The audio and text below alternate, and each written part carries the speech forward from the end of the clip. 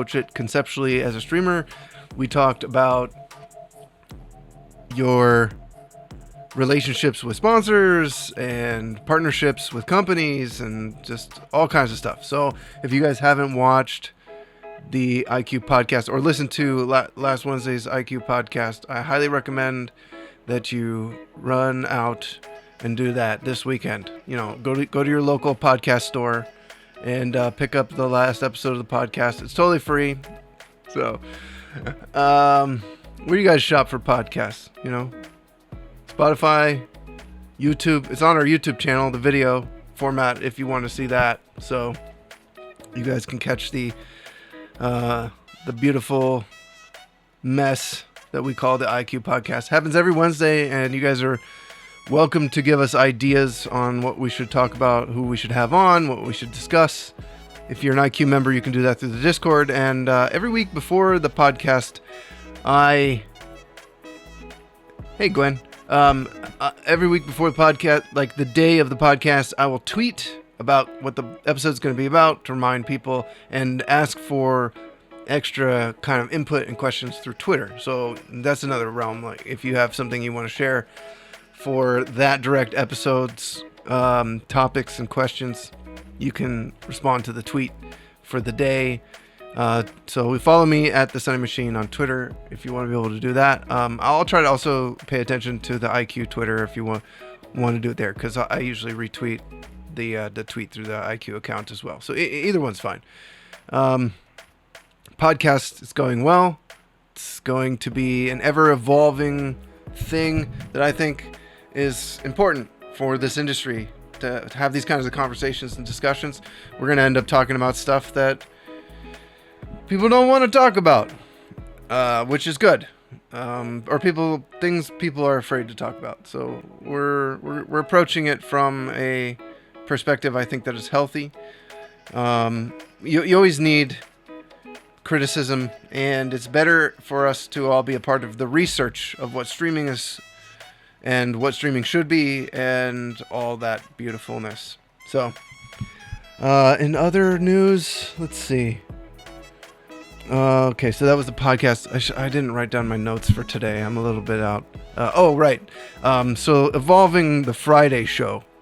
So what we're going to be doing here on Fridays moving forward, there's a couple of announcements actually for IQ, new things coming up.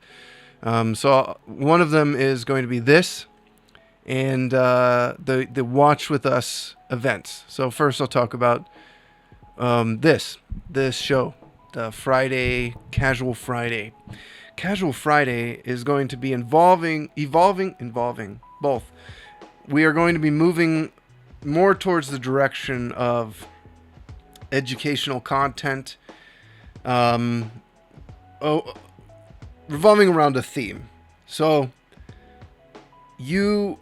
my goal, I guess, is for all of you out there to have a deeper, better understanding and approach to every aspect of your channel, of your branding, of your identity, of what streaming is, to get to think deeper about all this stuff. So some of it will be workshopy, like a workshop on how to edit using free programs, how to make an alert, how to edit a GIF, how to convert a video into a GIF, how to convert a GIF into a video. These kinds of practical things. So they'll be about 45 minutes to an hour long, with about 30-40 minutes, give or take, for discussion and questions. So my goal with that is to basically give you guys the opportunity to learn and throw that stuff up on YouTube if you guys can't be here for the actual broadcast of the workshop.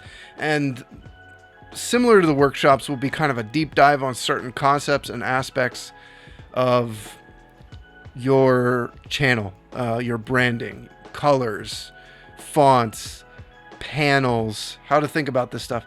Basically to help everybody be more equipped with their approach to things, rather than just copying what everyone else is doing and not really understanding what's happening or having a clear path or goal for your approach to what you're actually trying to do. I gotta turn my Bluetooth transmitter off because it'd be buzzing in my ears. I don't know if you guys can hear that on the stream. It was pretty quiet, but probably not. We'll be going over things like encoder, how the encoder works. And these things are going to have to evolve and change over time, obviously, because we're going to end up with this stuff changing. There's going to be new encoders. There's going to be new graphics cards. There's going to be new... It's an evolving industry, right? So we are going to have to approach this with updated content in the future as well. But I do want to help. Like, so for instance, I think the first one we're going to do, as silly as this sounds, is panels. I'd like to give everybody a better opportunity on how they want to approach their panel layout, what the panels are for. So I'll be going over a deeper discussion. I think I'm going to aim for next Friday being our first workshop, which will give me enough time to kind of finish polishing up the notes and preparing the content for it. I have kind of a rough outline right now of what I want to talk about, but I don't really want to rush too far into these. I'd rather really nail down the content as much as possible and give you guys the opportunity, maybe even like in the panel workshop, there'll be a bit of a deep dive and a bit of a workshop section. So we'll make a panel together using free programs and free software. And before we make the panel, you'll have a better idea of what you're trying to do and what the panels really, the value of the panels are. I think too many people just kind of skim over the smaller things on their stream, for instance, panels, and that can actually hurt your content creation strategy, because this is a game of numbers and making first impressions. So you really want to not skim over the small things. It's the smallest things that add up, and it's also those small things that just make someone leave for whatever reason. So you want to minimize the reasons people leave your channel. There's already enough of them that have nothing to do with... You could do everything right and have everything perfect and people could still leave your channel. So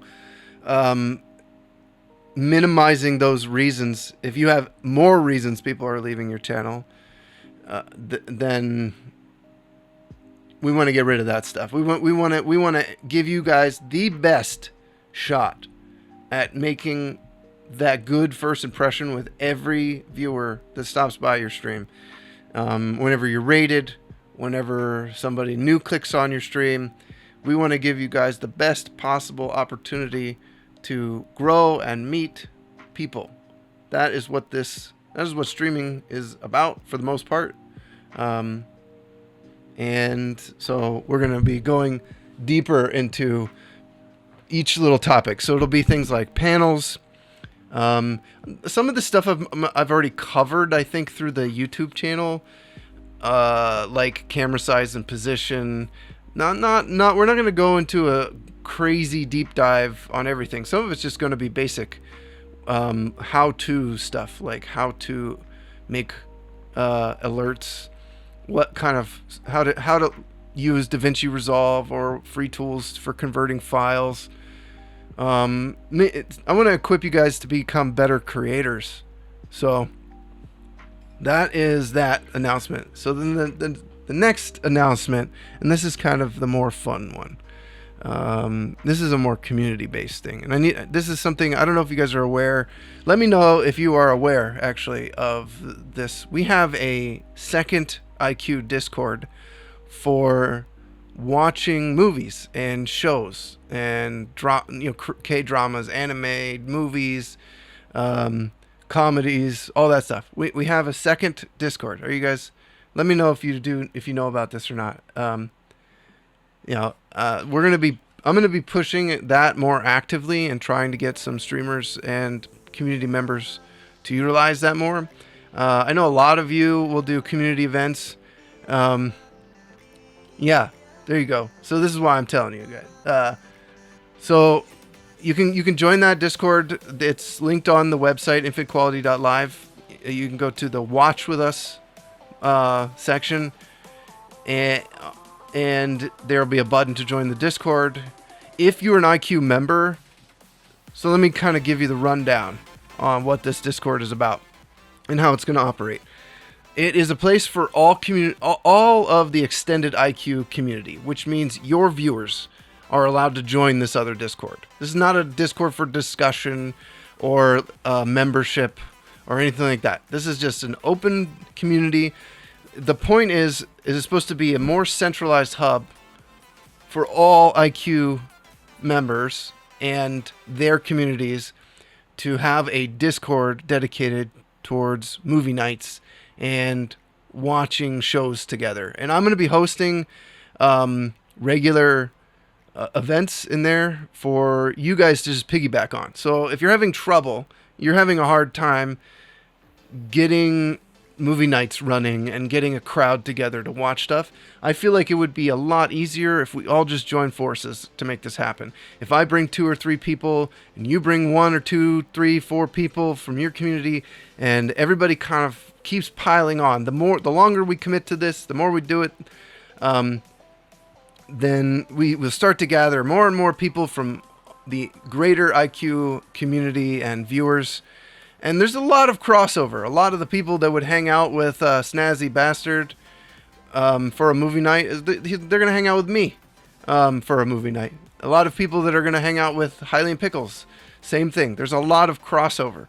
So if I'm hosting a bunch of stuff, this will allow people to also get to know the rest of the IQ community. So one of the other good things about this is that you can kind of take the pressure off a little bit of your own. Like, a lot of people are already, their schedules are too packed, right? They're overwhelmed and they don't even know how to fit in a movie night. Well, this is how you do it. Now you can just let me set up the event and call it your own. It can be your movie night for your community, or you can join with us in watching whatever show we're watching, and take part in these. Every couple of months, you can just I'll put together a graphic, and all you got to do is just post it. And we can all share the same advertisement on Twitter, and you can just invite your members to this Discord, and then everybody knows that this is a place to watch stuff. So if let's say you want to host a movie night that's not something I'm running, that's fine. This Discord is also a place for you to host events and movie nights. And as the Discord kind of grows and people get used to this place as a place to watch stuff, they may see, somebody's watching, Lord of the Rings. I want to watch. So they may pop in and join you for this movie night and get to know your community and hang out with you. So the basic idea here is to have a more centralized place for us to do this stuff. And then the other nice thing is we can encourage server boosting on this Discord. It's already boosted to a place where we get okay quality streams. If we get a few more boosts on it, we will all have crispy, nice 1080p and higher streaming available to all of us for this. So there's a lot of benefits to centralizing this kind of thing. I've got a really crazy setup for watching movies and stuff. I have it set up to stream at 1440p and really high quality. The original content is usually in 4K, and it gets downscaled to 1440, which looks really nice and crispy. Even Dolby Vision and HDR content is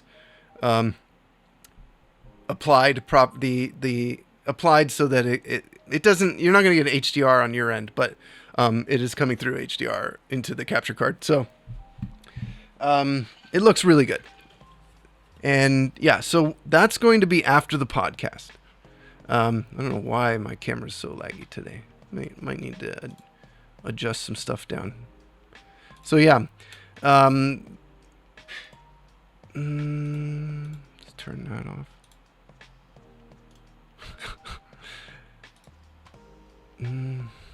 That should be fine. Yeah, your secret is your camera's laggy all the time. Yeah, true. It's a good secret. Hey, Snazzy. So, all these settings are right. All right, I'll just pop this down. It's just a camera. I don't understand. Whatever. So, the idea is after the podcast. So, the podcast ends roughly around 5:30 Pacific. So, we're thinking about 7:30 Pacific time. So, a few hours after the podcast will be a regular event. That'll be our first thing. And we're actually going to start with an original Netflix series called The Uncanny Counter. It's a very good K-drama that I think a lot of people are going to pick up on after watching Squid Game. So, and maybe we'll even watch Squid Game at some point. But yeah, it's basically a place for you guys to come and watch and host movie and shows and anime, whatever you guys want to watch, within some limitations, obviously. It should probably be PG-13 or with some rare exceptions. And because the greater community is basically... Not everybody is an adult. So, but you just talk to me if you want to make sure whatever that you're watching is safe to broadcast. And yeah, so movie nights and watch with us. It's more about just watching stuff together and hanging out. So I'm going to encourage you guys. I'll tell you guys more about that through the IQ Discord moving forward, and I will give you guys some instructions on what to do. Some basic tactics. Basically, I think everyone should take their have their community join together in their own Discord. Have everybody gather like maybe 20-30 minutes before.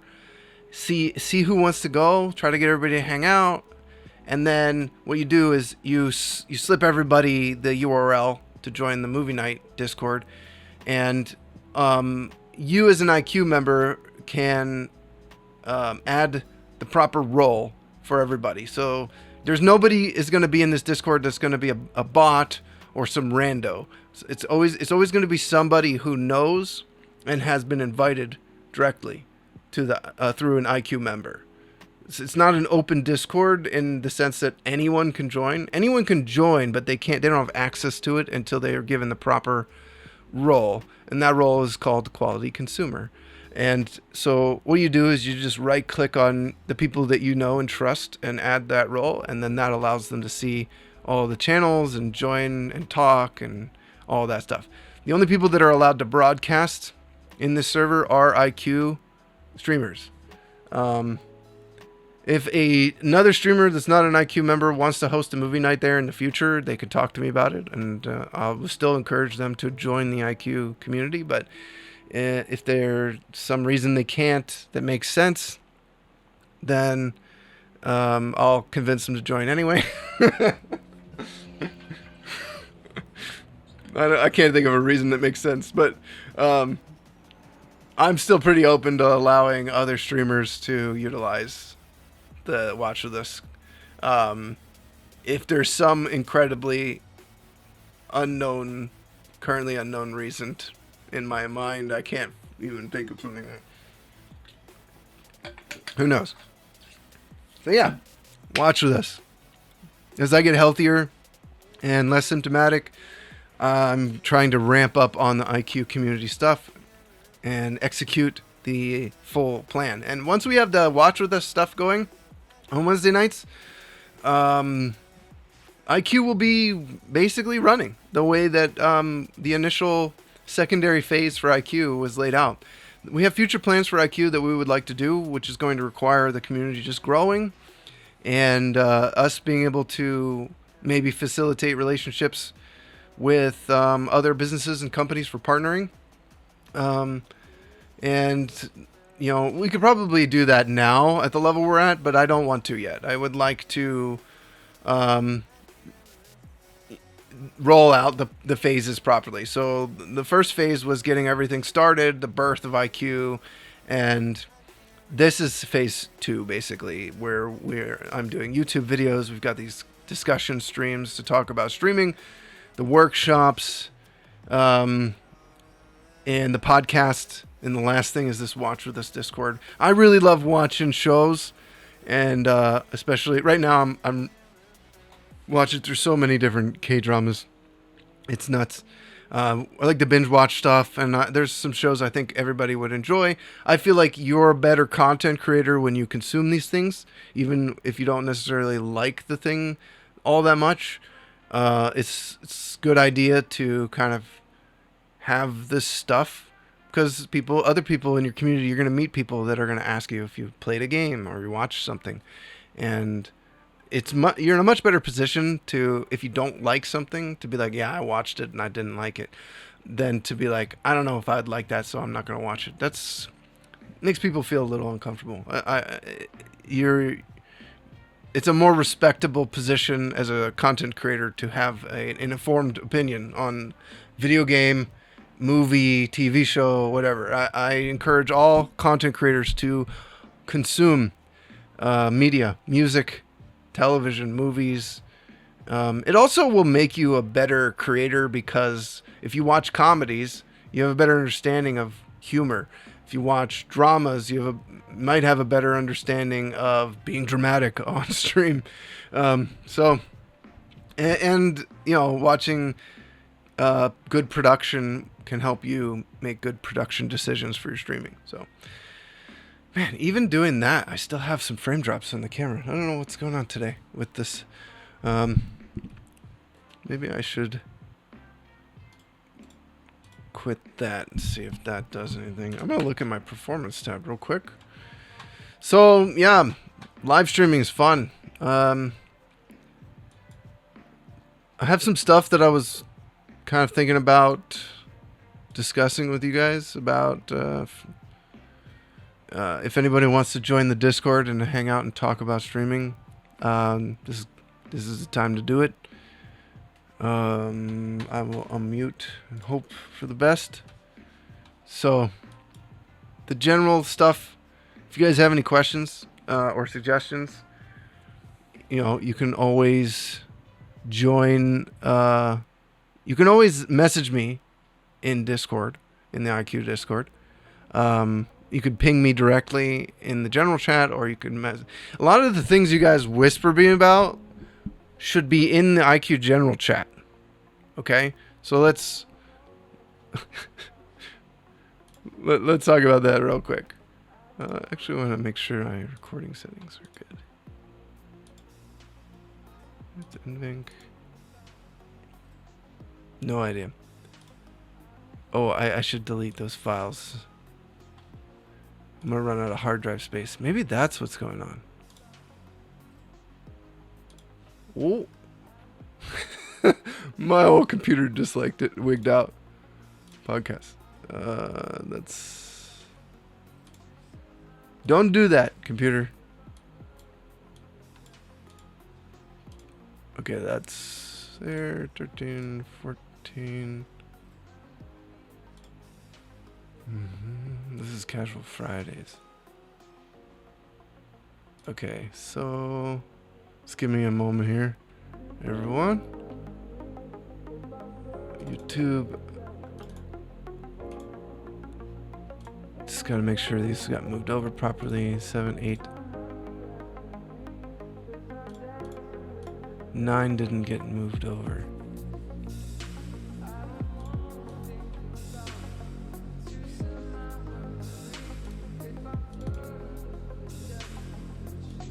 But 8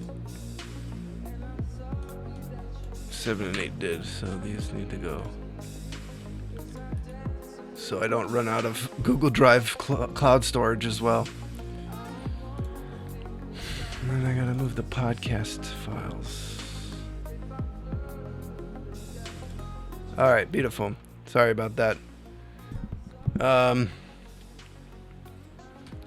Okay, so I kind of wanted to just talk about hello? Yeah.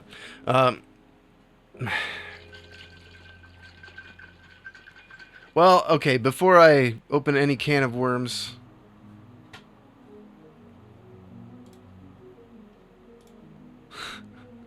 any old can of worms.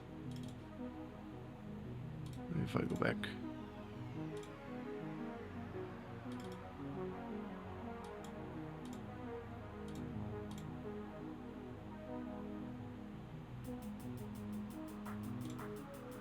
Okay, hopefully that's better.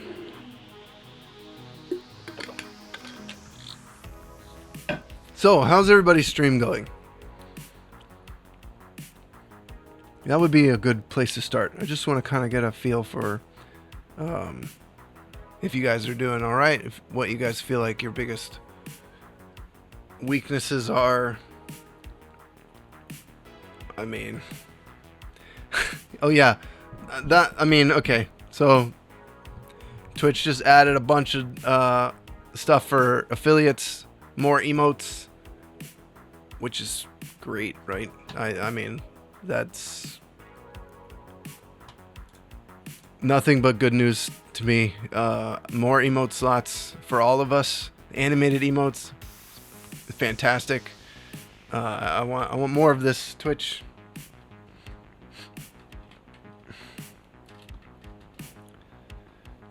You know, the whole debate between, like, does it water down partnership is such a ridiculous perspective. The difference between affiliate and partnership has never been that great of a divide to begin with. Sorry for all the shaking here.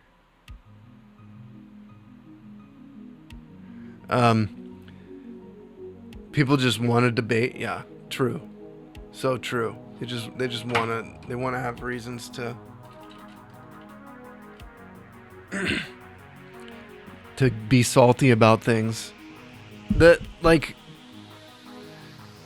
there are so many partners that have such a hard time getting a hold of Twitch that they might as well not even have the partner contract. That they can't even get Twitch to discuss with them what they actually need. And the amount of times that they've been given a direct piece of communication that was wrong from their partner contact is absurd. I know a lot of people who've lost their partnership doing things that they had permission to do from their partner contact. So too many people put too much stock in the check mark. Expand the affiliate program as much as you want, Twitch. I love it. And refine your partnership program so that it's an actual partnership with you. How about that? How about make the partner program, like, have value? Keep giving the affiliates what partnership is and make partnership something way better. Huh? Huh? Wow. Whoa, hot take. They're complaining about affiliate becoming too much like partner. They should be complaining the partner is not enough of a partnership with Twitch. Like a real business partnership. Like if you opened a bakery and you partnered with a supplier for your flour or sugar, that's a partnership. That requires communication, deadlines, meetings, you know. That's a partnership. That's what partnership should be. More of a direct line. Twitter's just a place to find out what's going on. It's a bad place to figure out how to feel about things. It's a terrible place to figure out how to feel about things. Don't use Twitter to figure out how to feel about things. Right? I'm always more curious about how you guys feel about things than trying to figure out how I'm supposed to feel about things. And I think that's kind of where Twitter's valuable. Like when I did that last Twitter poll I did, you know, I'm actually very satisfied with the results. You know, which Gangyo do you prefer? And having Goblin win over Train to Busan was that's right. You voted for Train, you voted wrong. Kim Shin all the way.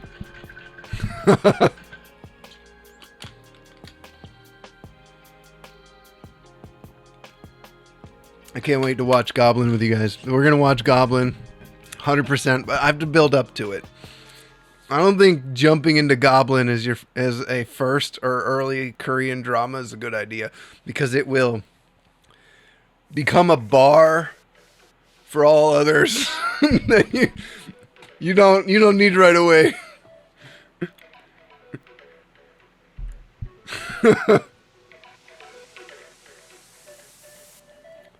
Man, I wish that the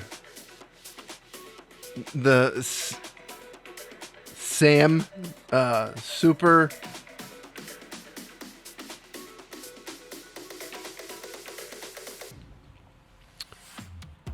anyway, I wish that this is like a random game picker, and I wish it would like auto button press to get past these screens. That'd be a nice little feature.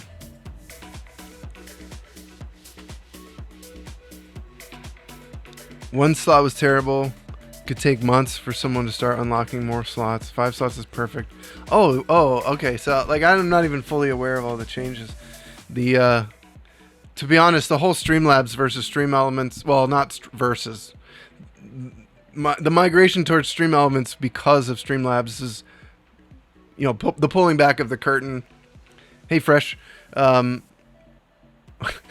of overtook everything with all the Twitch news recently for me. So I haven't really even looked at the specifics. We've all hated Streamlabs for a very long time.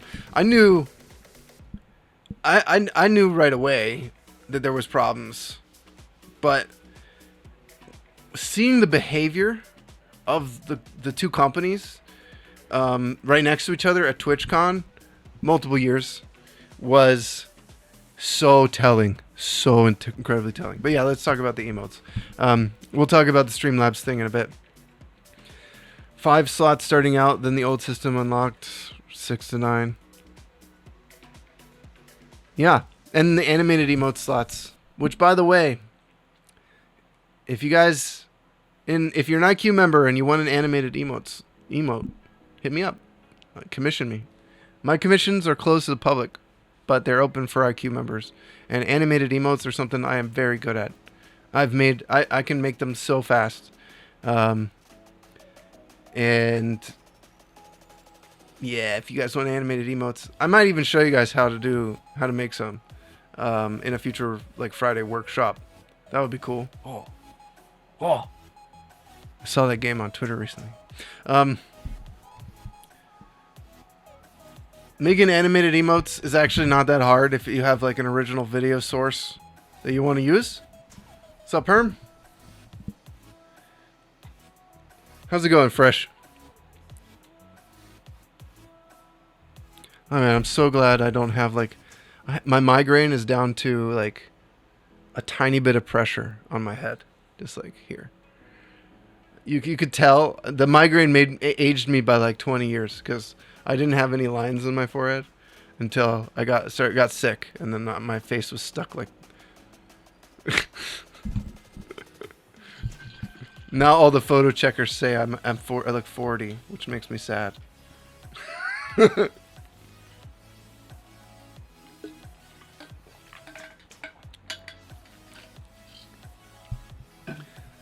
Animated emotes are just GIFs, yeah, but designing, as you know, Perm, an emote that is like the size of like, potato pixels, like these tiny little designing animated emotes that loop well, look good, that have edges the way you want to have edges or not. All of that needs to be taken into account. And you know, like these two, they took me like 2 minutes to make. But I also have a degree in video productions and editing. I have a bachelor's degree, so makes it. I also know exactly what to do and what I'm doing. So, making an animated emote is really about properly editing it from the right position, looking at it. If you tried to take like a full high quality image and put it into one of those tiny little squares, it's not going to work. So there are some things to think about for sure. And you want it to loop well. It's really bad when a GIF has like a weird, obvious end, and then you can tell when it stops and starts. That's what you kind of want to avoid with the animated emotes. You want them to be like a seamless, repetitive motion that it's hard to be like, that's the beginning and that's the end. You don't want to have that. You want it to feel like you don't know. You want to hide the beginning and end and have it loop indefinitely perfectly. That's actually more of the trick. So it can work if the beginning and the end are, if it like the dog doing the no back and forth, this thing, you can kind of tell that there's like a thrust in the beginning and the end, but it's seamless. The loop is so seamless that it doesn't matter. That's what's important. So yeah, animated emotes. Those I can't believe it took Twitch this long to add them. I mean, we've had better Twitch TV ones forever, so that it's good. It is good. I'm very grateful that Twitch is updating the affiliate program the way they are. If you guys want to join Voice, you're totally allowed to. I'd like to talk about the whole Streamlabs thing. So going back to my story, TwitchCon, I was at the Stream Elements booth, which was right next to the Streamlabs booth, and the Stream Elements booth was me and the developers, and like some people would come up once in a while. It was very barren. Almost no one was hanging out at the Stream Elements booth, which was sad. There was some, but Streamlabs was a crowd. It was just packed. It was just packed with people. It was just so many people all over the booth. It was so, you couldn't even get to like the table. It was just a crowd of people. And you know why? Why do you think there was this giant crowd at the Streamlabs booth?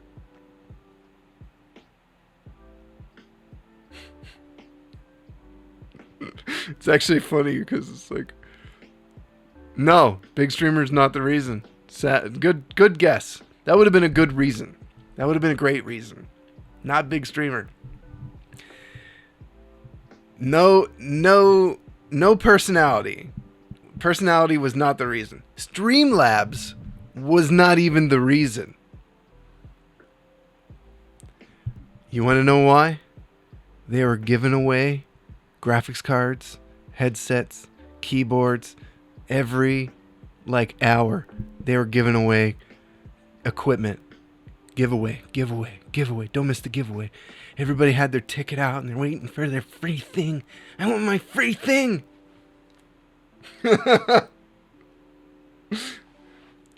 That's it, man. Giant crowd because they're giving away free shit.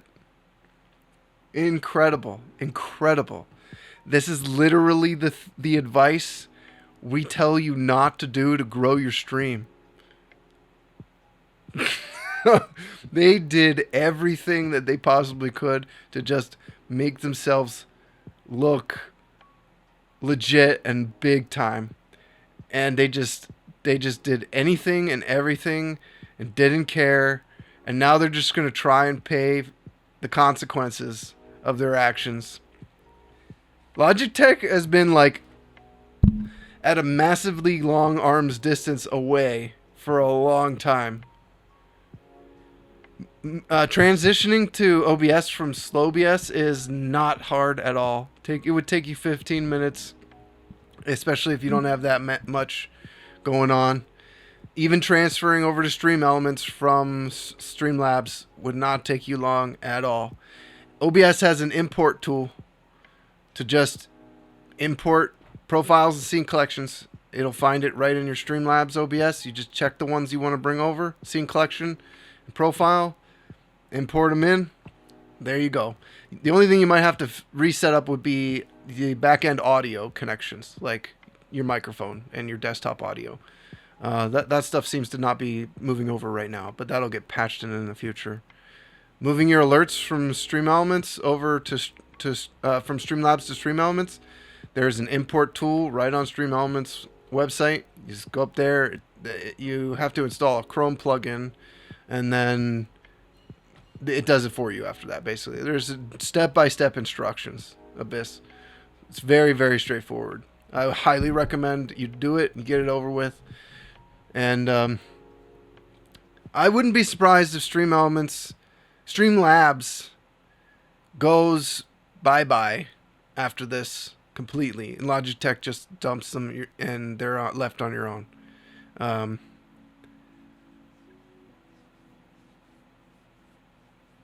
Streamlabs, well, just leave Streamlabs installed until you know your regular OBS is working exactly the way that you want it to, and it probably won't be as bad as you think. If you have like a normal stream setup with camera, capture card, game captures, starting soon screen, BRB screen, all of that's going to move over no problem. All of it. The only time you're going to run into any issues is if you have maybe like NDI sources, and even that you can just install the NDI plugin and reconnect them. So it will work. If you have just like the normal streamer setup, it's going to be no problem. And you should definitely, I'm going to say everyone should move away from Streamlabs, because Streamlabs is, from the beginning, has been trying to get you in their fence, and they want you to pay to play and be in their fence, in their ecosystem. And that is not what this whole thing, the freedom of being a streamer, the freedom of being a creator. You should not want to be fenced in by anyone, by sponsors, by partnerships, by companies.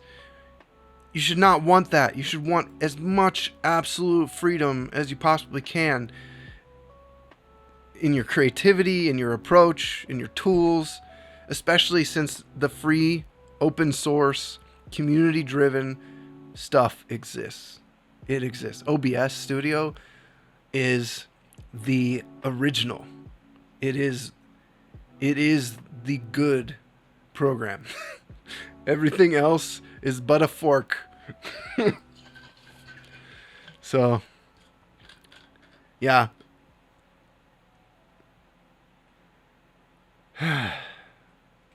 I don't see any reason. There's never been a good reason to use Streamlabs OBS. It's harder on your computer. It's there's the majority of the features that they tried to add in are all in OBS now, minus a couple of small aesthetic things. And OBS it's just going to be long term so much better. So much better.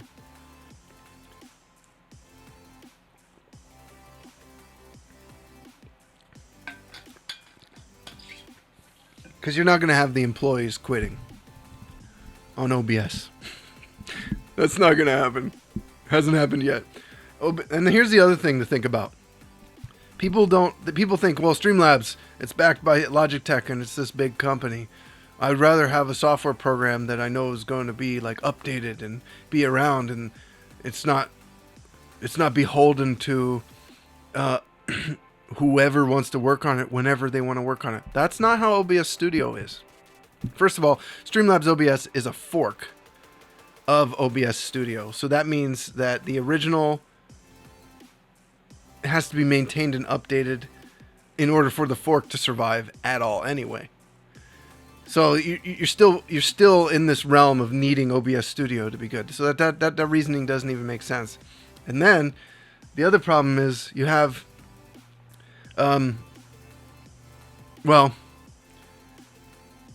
OBS Studio is a big company, bigger than probably Logitech, and it doesn't seem that way. Logitech is big in a different way because they make a bunch of bigger than Streamlabs is, I should say, not bigger than its parent company, but OBS is bigger than you think it is, and you know why? Because sure, Logitech is backing Streamlabs, but do you know who's backing OBS Studio? Do you know where the funding comes from? Yeah, they have a Patreon, and yeah, they have community sourced funding, but the majority of the majority of the money that OBS Studio receives to produce the software comes from Google and YouTube and Twitch. They make massive donations yearly to OBS Studio.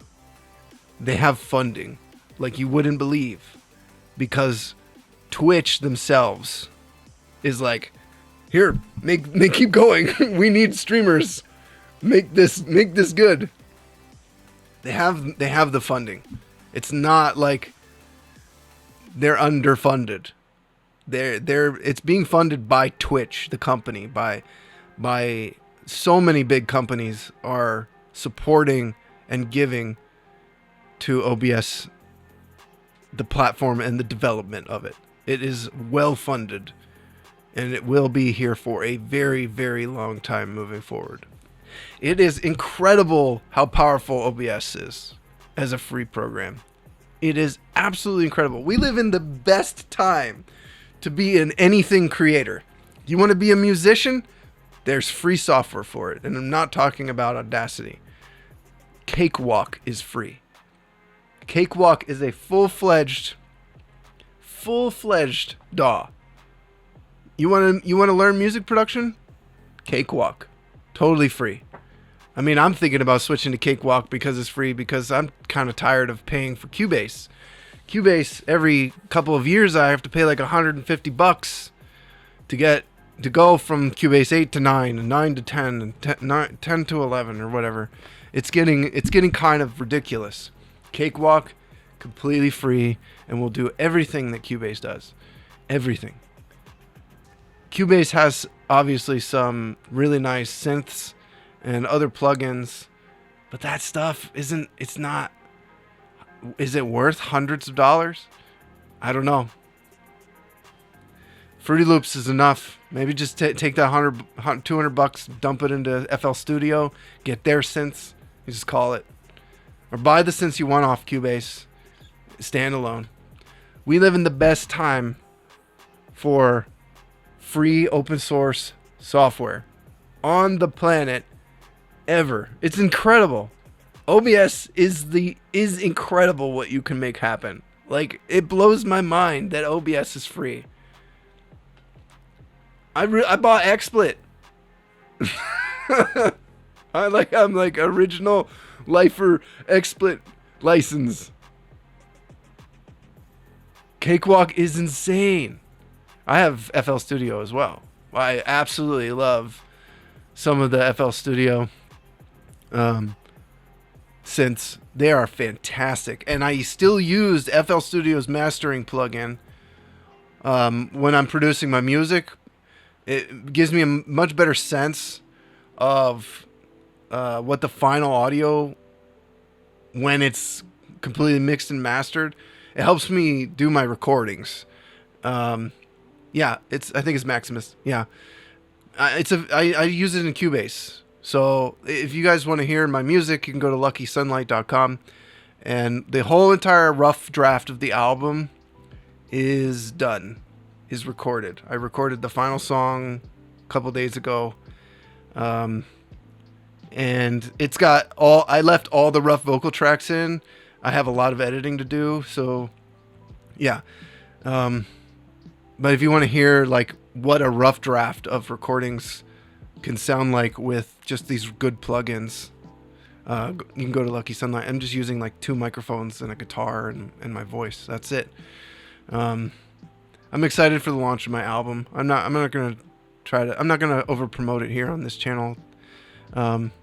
But I am excited for the launch. My album's coming out March 27th, 2022. So it will be available on all the platforms. So I'm in the final stages. There's 9 songs. It's about 46, 47, 48 minutes long, something like that. The final run time, I could actually figure it out. I think I have 1 song left to calculate. So if you want to hear me singing love songs, indie songs, with an acoustic guitar, luckysunlight.com. Yeah, I think as a whole, the album will hit much different. And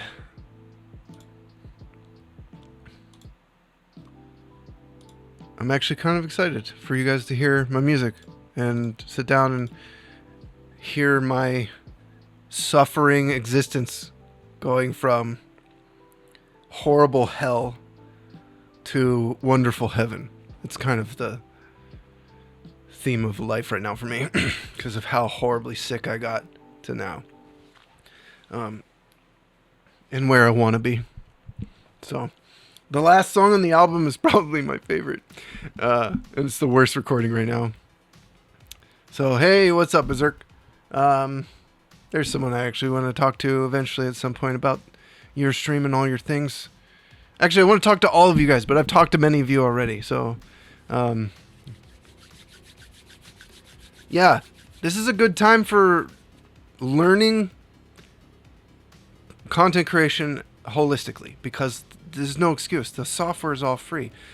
You have, well, right now, Sword, you want to jump in voice, talk? We're doing it now.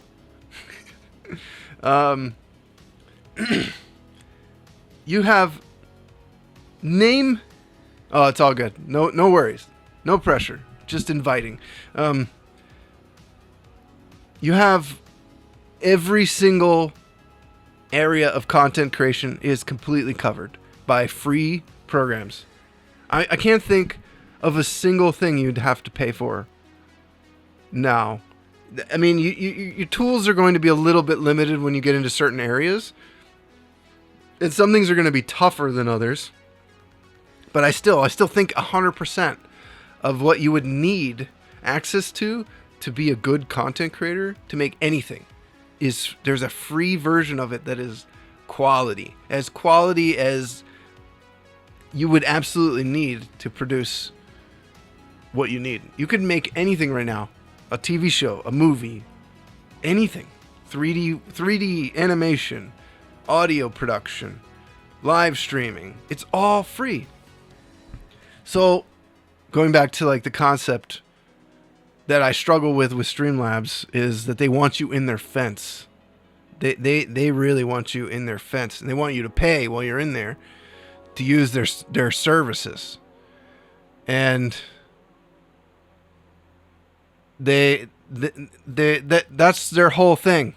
It is trying to take something that is completely open and free and available to you as a creator and trying to trick you into going into their free version, which actually is just a giant advertisement to get you to pay them $120 or $223, whatever it is, a year, without you even knowing it's coming out of your account, without an email, and then so difficult to cancel. I mean, even the stuff that I would say you had to pay for before, there's free options for it now, which is crazy. It's so crazy. The best bot for streaming for Twitch, in my opinion, right now, is streamer.bot. This is going to be one of the workshops we're going to do in the future. 100%. And we have to. I have to teach you guys about streamer.bot. I was thinking about doing it today, which I might still do if nobody jumps into voice chat. I might go over this stuff, at least a little rough one, because man, streamer.bot is the best free tool for enhancing your stream. You can take you don't need a stream deck with streamer.bot. You don't need you don't need it's so good. It's so good. And if you love it, I highly recommend you support the development of it on Patreon. Because this thing is game changing. I moved my $5 a month Deepbot, RP Deepbot. It's still alive and it works and it's great, but I can't. Streamer.bot is my lifeblood now. I can't. Deepbot costs $5 a month. I moved my payment from Deepbot to Streamer.bot. Worth. I am supporting his Patreon. I recommend everybody does because it is so good. It is so good. You can make Streamer.bot do anything. Anything that you need it to do with controlling stuff in OBS. You can have one button on your keyboard manipulate an entire evening of streaming content. Automated. You can push one button and make OBS go to your starting soon screen, go live, start a recording, wait to go to your live screen, turn on your dog cam or your cat cam. Literally, you could just map out the entire stream with one button. You can push one button, have your stream turn on, do everything it needs to do, go to your BRB screens, end your stream, everything. It's insane. It's insane. Turn on filters, turn off filters, turn on sources, turn off sources. And now this OBS has source transitions where if you click the eyeball and turn a source on, that it has a transition. So you could use like a fade in instead of it just popping on, like a cut, like doop, it's on, it's off. You can have things fade in and fade out. You can have things slide in. I could do that right now with the chat. Like if I go in here and do show transition, I'm going to say, let's say swipe left. So if I turn off my chat and turn it on, see how it like kind of comes in, and then we could go back and maybe we want to say swipe in left, right? Or maybe right, so it comes out of the side of the screen. So, boop, like that.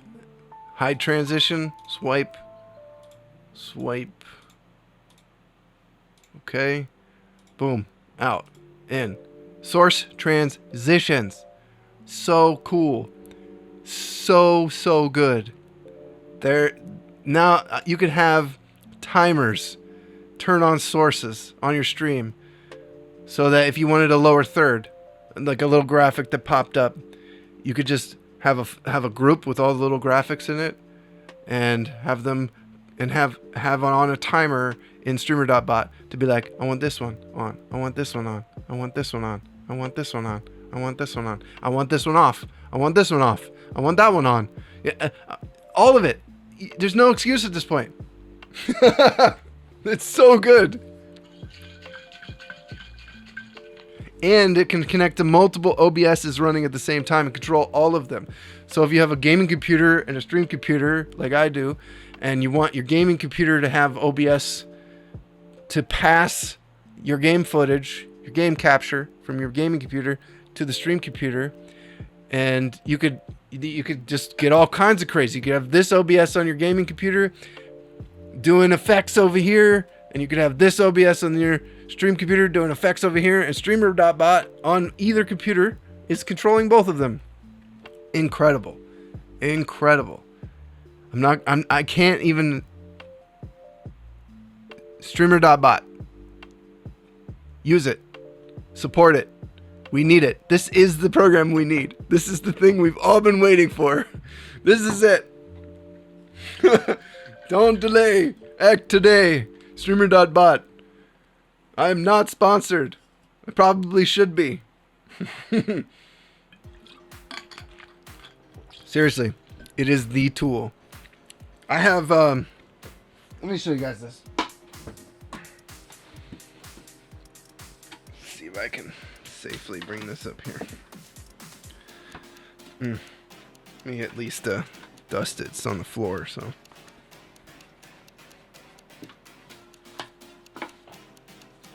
I haven't even taken the peel off of it yet. What am I doing? Okay. So. This. What is this for?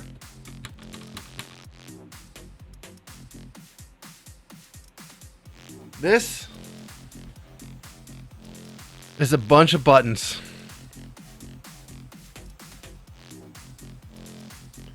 This is a Midi controller, and there is software that will allow you to translate Midi inputs to keystrokes. And Streamer.bot will allow you to take keystrokes and control OBS. This has banks. I don't even know. There's a ridiculous amount of banks on here, like too many. So bank 1 could be all your sources. Bank 2 could be all of your scenes. Bank 3 could be whatever. This, and the best part about it is all I have to do is step on it. Hands free. Turn things on and off. Boom, boom, boom. On, off. Want this? Oh, it's a raid. Time to hit my raid scene. Oh, it's thing. Hit this scene. You know? Yeah, Gin is using this exact thing. This is what he's doing. I'm the one who told him. Gin is my client, so I was like, he's like, how do I? I'm like, because he has a Stream Deck, but he's like, how do I do it without having to reach over and push buttons? I'm like, this is the way. Gin and I together discovered how to make this work. I didn't have one yet. He bought one. And so we went through and set up all the software to make it work. And then I grabbed one when I could. You can also use this bonus. These work too, the pedals. You can also use this as controller for video games.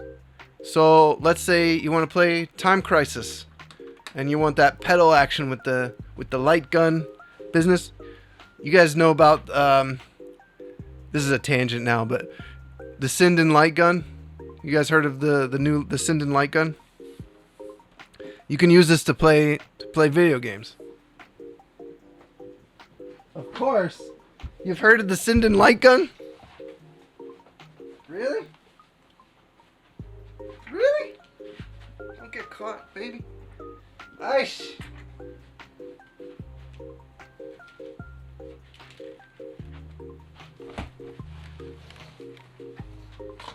Sinden light gun. Yeah, it works. Ober, are you there? I am. Oh, hello. Welcome. I couldn't stand you being alone. Welcome to the voice chat. Thanks for. I'm okay being alone. I live alone. I'm a loner. I know, but I figure you know. I exist alone. I didn't want to join right away because I was in there last week. I'm in love alone. You know. A love alone. I'm alone. I'm a lonely lover. Virtual Cop. That's exactly what I was thinking fresh when I saw it. Virtual Cop and Lethal Enforcers, baby. There's actually a light gun for the NES that works on LCD screens, but you have to have a ROM hack to make them work, and it's not super friendly with my OLED because it's like I think it's because it's 65 inches. It's just a little too big. I have to try it on some other screens, but on the original Nintendo, so like there's some ROM hacks for Duck Hunt and stuff. Yeah, like a bunch of the common light gun shooters. There's like a $15 light gun that's built to work with LCDs. But this basically just is a mouse with it's got like a camera in it and Yeah, I uses kind of software. figured how that worked. But this can also be used on consoles with a Raspberry, well, an Arduino, I think, or a Raspberry Pi or some. There's some kind of like interface to allow you to make it work. So, Sinden light gun. So you can play Time Crisis and do the whole foot pedal thing with this MIDI controller on the floor, and get a full-on like, boop, you know, I'm hiding, I'm shooting. So, yeah. Dear streamer, it's not always just about your Stream Deck. Sometimes it's about, can your Stream Deck play Time Crisis? Can your Stream Deck play Time Crisis? One of the things I advocate for is getting equipment that covers a lot of bounds. This is one of the reasons why I suggest a Mister for if you're going to play emulated games on your stream, you plan to, and you want to, you're going to stream retro ever, Mister, because it simplifies emulation. Emulation has its own problems and quirks and weirdness. So you don't want to be troubleshooting on stream. And the Mister allows you to just like play the game. You know, once it's working, it works. You're not going to end up in a situation where it's bugged out. The emulator doesn't work in this part. It freezes, all that stuff. There's none of that. So, you know, yes, it can be a little bit of an investment to get a Mister. Still cheaper than original hardware. You've always got me convinced on getting one of those. You should. 100%. The PlayStation Core is almost done. Next year, we're going to have a PlayStation Core and a Sega Saturn Core. That's insane. Dude, that's crazy, honestly. I mean, the fact that it's a DOS computer was enough for me. I grew up on a 486. I need a little bit. I need more than a 3. Oh, is it 486 or 386? 486. Well, it's I had performance-wise is closer to a 386 because it's missing. Last I checked, it's missing a couple of things that would bring it in the 486 realm, but it's a 486 mostly. Maybe it's a 486 SX versus a DX. All I know is it does run Doom very well. Oh, yeah, that's definitely top end 386, bottom end 486 then. Yeah. They're going to I think they're going to fix the 486 core all the way up. So, it's all the stuff's in development. Hello, Doc Mountain. Yeah. What other tricks and tips we got for people? How you find a streamer.bot? Dude, I love streamer.bot. I retired. I had 7 different bots running on my stream. Wait. Onkbot? Yeah, Onk. 2 Leoran boards? Well, Streamlabs bot, which is... Go ahead. Hang on a sec. I got a phone call I got to take. Okay, all hang right. on. Give me a sec.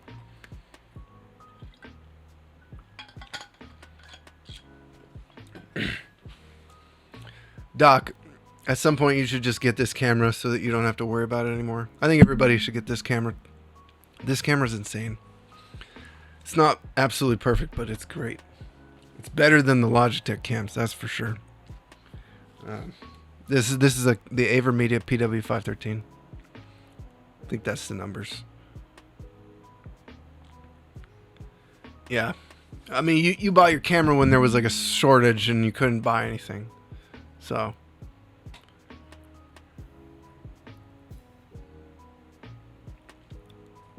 your camera's good. It'd be good for like a second cam. But man, you won't have any issues with the software side, because Logitech's software is atrocious for their cameras. Absolutely atrocious.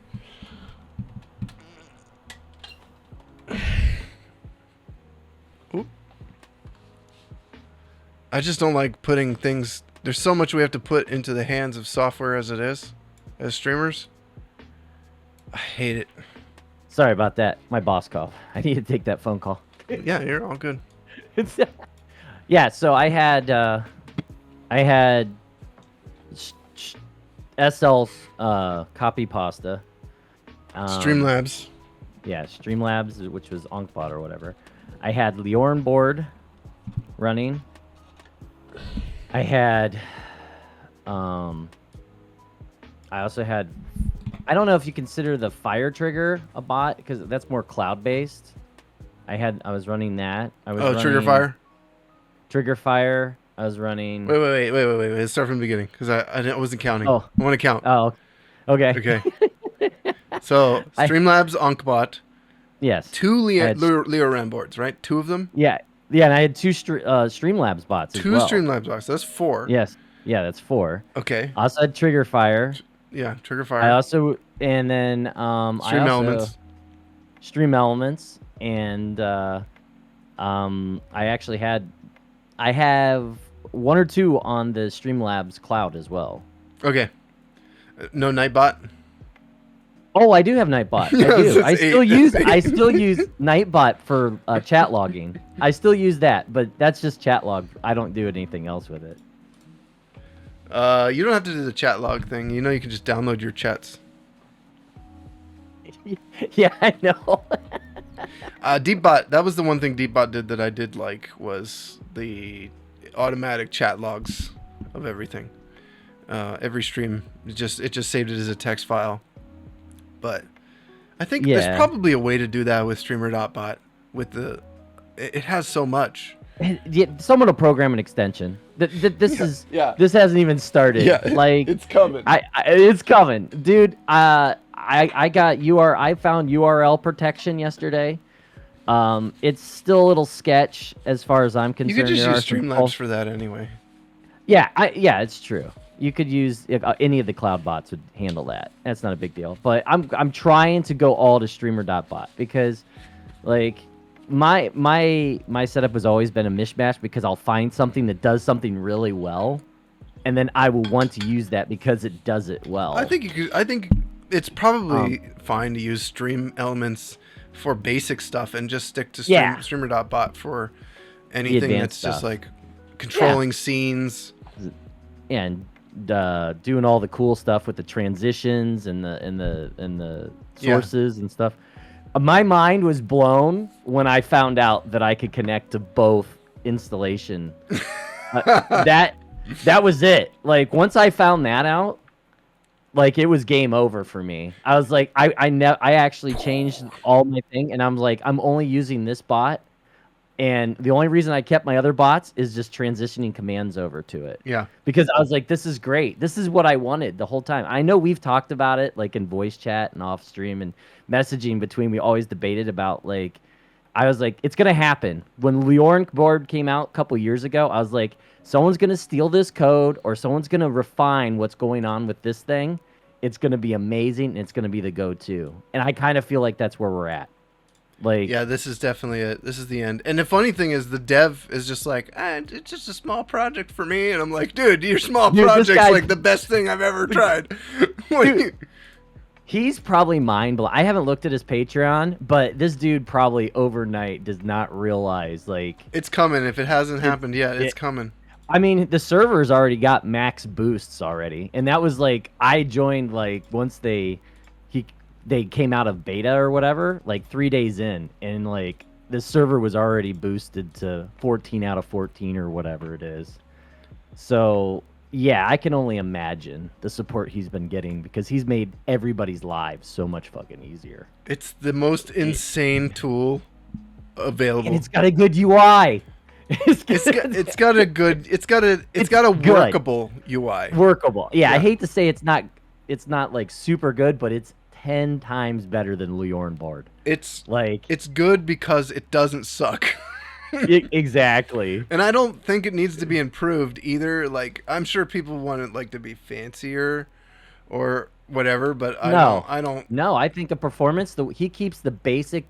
If he keeps the basic buttons, just the basic forms that he's got going on, that is such a performance saver. He doesn't have to load any images or anything like that. The nice thing about it is that it's like there's only really two concepts you have to understand to make it do things, which is why it's so good. The UI has some tweaks and stuff that he could make that could maybe make it a little bit more user friendly and approachable, but for the most part, conceptually, once you grasp, like, there's actions which contain sub actions.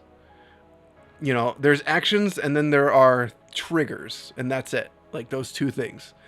And there's ways to trigger any trigger can trigger an action, which is where this is so valuable, because you can make a hotkey do anything you want.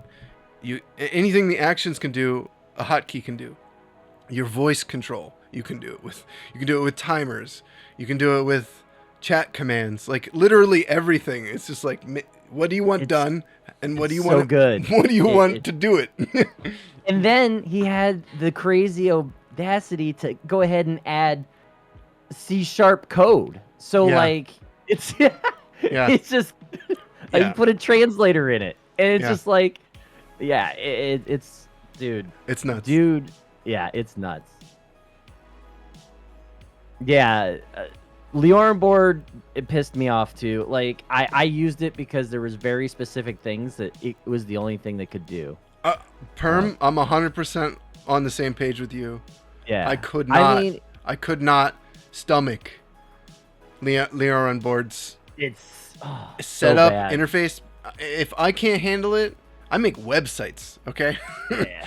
Like it's rough. If I'm not happy using this and setting it up and figuring, like, everything was like a science project with that. It was like trying to learn a new language. Okay, I'm having an easier time learning Korean, Hangul. Hangul, like, I'm having a much easier time with Korean than I ever did with Leorin board. Nothing made me stop learning like Leorin board did. I'm usually pretty good at approaching things, right? Yeah. I'm waiting to see where they go with it, because like there's a lot of code being exported, and import export. Are you serious? Just text? Oh my god! What genius! Yeah, it's like sharing commands. Everyone download streamer.bot. Get started now. Get started now. I'm going to tell you right now, between me and Sunny, you're going to have plenty of knowledge, because I love advanced effects. I mean, I know you guys probably don't go to my stream very often because I don't stream very often, or I stream in the middle, like towards the end of the day or whatever. All right. Stop having a pity party. We get it. I am doing my pity party. Oh, you're so sad. Nobody watches your stream. Nobody watches. But no. But I love tech stuff like this. And this is the stuff I wanted. I've always wanted to be able to control filters. I wanted to do all that. And it does everything. It does everything. If you want to do something, you could probably do it with streamer.bot. No, seriously. Like, honestly, there's nothing between the C# code import and the way the queues, like, you can have certain commands queue up and others just all fight at once. Like camera effects you could have in one queue, and so you could have multiple camera effects running at the same time. Or sound effects, you make it so it only processes one at a time. The queues upon the queues, like, oh my god, the guy was thinking everything.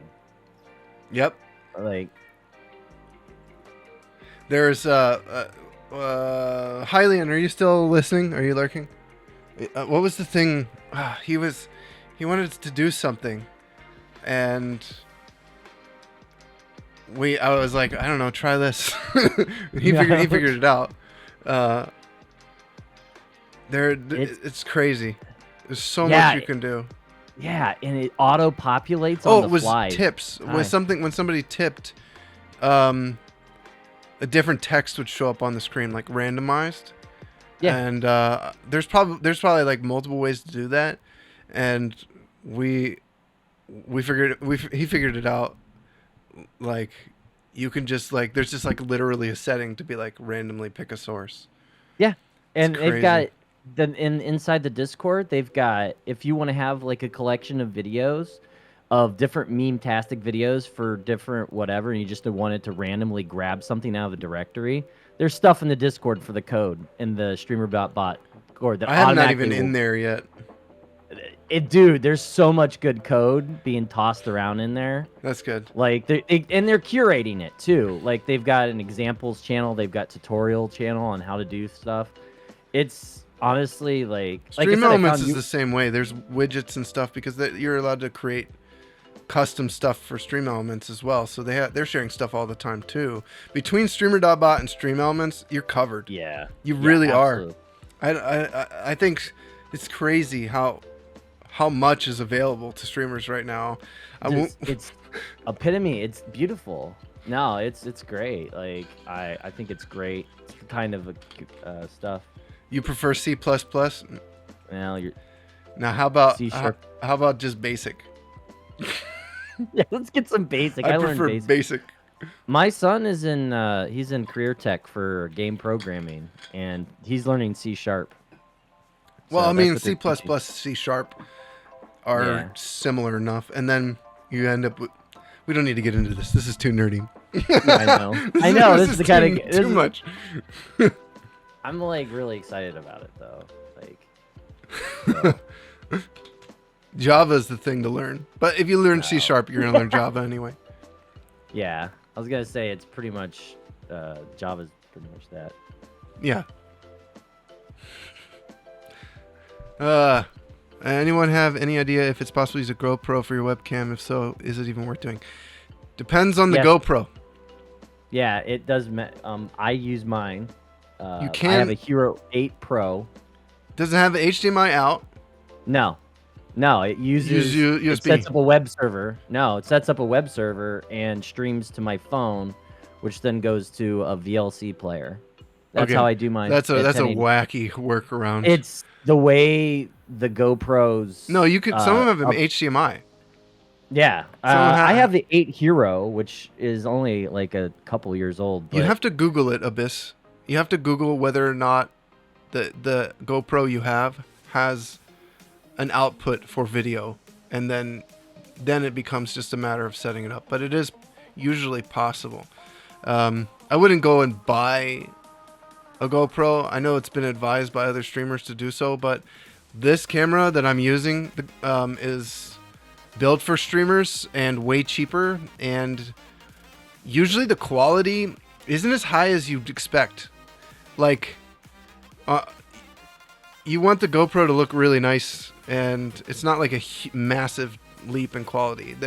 This camera over C920 is. Now, I'm zoomed like 160 something % in on this camera, so it's a little more grainy and less sharp than if I were to zoom out. So you can see like it's much cleaner like this, and I could probably just leave it this way. I really only need to zoom in for the podcast.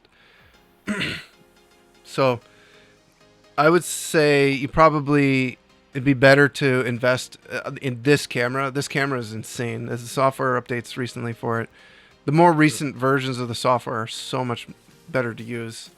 Oh look, I had like a giant black space underneath me. Which one are you using? The AverMedia PW513. Yeah, is that the 4K one or no? Yeah, it's 4K. Yeah. So and you can feed 4K to a 1080p frame. So I can turn it down to 1080p in the software, which will soften it quite a bit. But in OBS, I actually have it hooked up as 1080. I'll get you guys a link. Hold on. Affiliate link incoming. Affiliate. But yeah, I'm not very good with cameras. I would not suggest a GoPro for streaming, at all. Yeah, it's a lot of fiddling. You got to worry about the batteries and whether things are plugged in and blah blah blah. If you want less of a headache, here's a $166 solution. I mean, it's cheaper than the GoPro. I think I paid Yeah. $200 for my Hero 8. So And I have mine going from USB-C to USB-C. It's not totally perfect. It's great though. It is very, very, very great. I really like this camera. The software is fantastic. Like I can just zoom right in the software and move it in the frame as much as I need. It's got, it has like these face filter things, which I'm never gonna use. Like Snapcam style filters. oh damn, now you sold me on it. They're very basic and you can't add more, which Oh. but it has this automatic background removal, which is pretty resource intensive. I wouldn't use this at 4K. As you can see, my frame rate is like dropped Oh massively. man. That hits. Yeah. Yeah, so you would need to drop down to 1080 on the camera. And if I drop it to 1080, now it's fine. So 4K is probably just too much bandwidth, even on my beefy system. I have a beefy system. I would probably use this is using the NVIDIA. It's supposed to be at least using the NVIDIA background removal, so it should be the exact same thing, but it may not be. Performance-wise, Yeah. it may actually be worse in the program. It's got auto framing, so you can set hotkeys to do different things. So if I do Control F1, I don't know if it's gonna work because it's not running an admin, but you could set like hotkeys to zoom, save the framing, and zoom in and out as needed. I don't use that either. I think I'd rather do that through OBS directly. It's got a noise reduction thing, which I don't use. The one thing I do use is the skin smoothing filter, or not smoothing. I have the smoothing off. There's a skin tone. If I turn that down, it's like really, my skin is like soft, and if I turn it up, it's much more sharp. So it's like actually like more like a sharpening filter. So I turn that up a little bit, and then I turn the actual camera sharpness down, because if I turn that way up, then it's too much. So I like it. It's a good camera. It's way better than the C920s. But right now, I should close Cam Engine and restart it as admin, because it is not happy. So, and you can also hook the camera directly into, instead of the cam engine, the camera will run better if you just hook it into OBS directly as like a normal camera source. I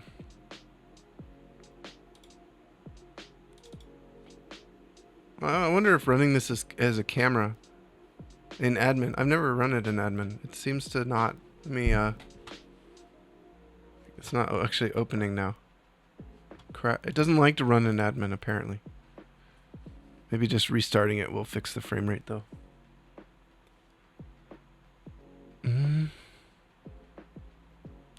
The one problem I have with the camera is that sometimes it won't hook into the software. Wow, I can't even. Yeah, so I have to like unplug the camera. Maybe I can run it as admin. I just have to unplug the camera first. Hey, OG. I broke my camera talking about it. And sometimes I just have to like unplug it before the stream or whatever. And it's got USB-C, which is really nice. Yeah, so I ran it as admin there, and unplugging it, plugging it back in, fixed it. That's it. So I just unplugged the cable from the back of the camera. It's got USB-C into the back of the camera, which is fantastic. And now it seems like the frame rate's a lot better. So, yeah. Highly recommend. This is my go-to for suggesting people get a one and done, get it over with. The quality on this camera is fantastic. I have a DSLR. I could turn it on and show you guys the difference. But the problem with the DSLR cameras is they got to be really far away, and you need a really wide angle lens. I don't have a good wide angle lens. I have like crappy ones. They look worse than this webcam. The lenses that I have that are wide angle enough. And I'm not going to go spend like $1,200 on a lens for my DSLR. That's ridiculous. Sorry, not going to do it.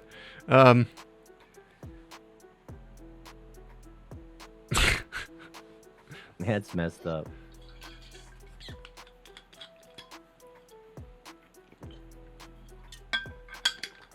It doesn't look that much better, the DSLR. So I can use it, but I have to be really far away from it. Yeah, you need to spend like $4,000 on a real camera and lens. And the one I've hooked up right now is a T3i, which is a much more budget-friendly camera. It was great for me as a student and even professional projects because the final editing quality on the footage is fantastic. The 1080p recorded footage. The footage I can get out of the HDMI is 480p. And if I use the USB, it's still 480p. If I use software, like special paid software to get a 1080p footage out of it, it's still really only 720 upscaled, and it's not that great. And I don't want to pay for that footage either.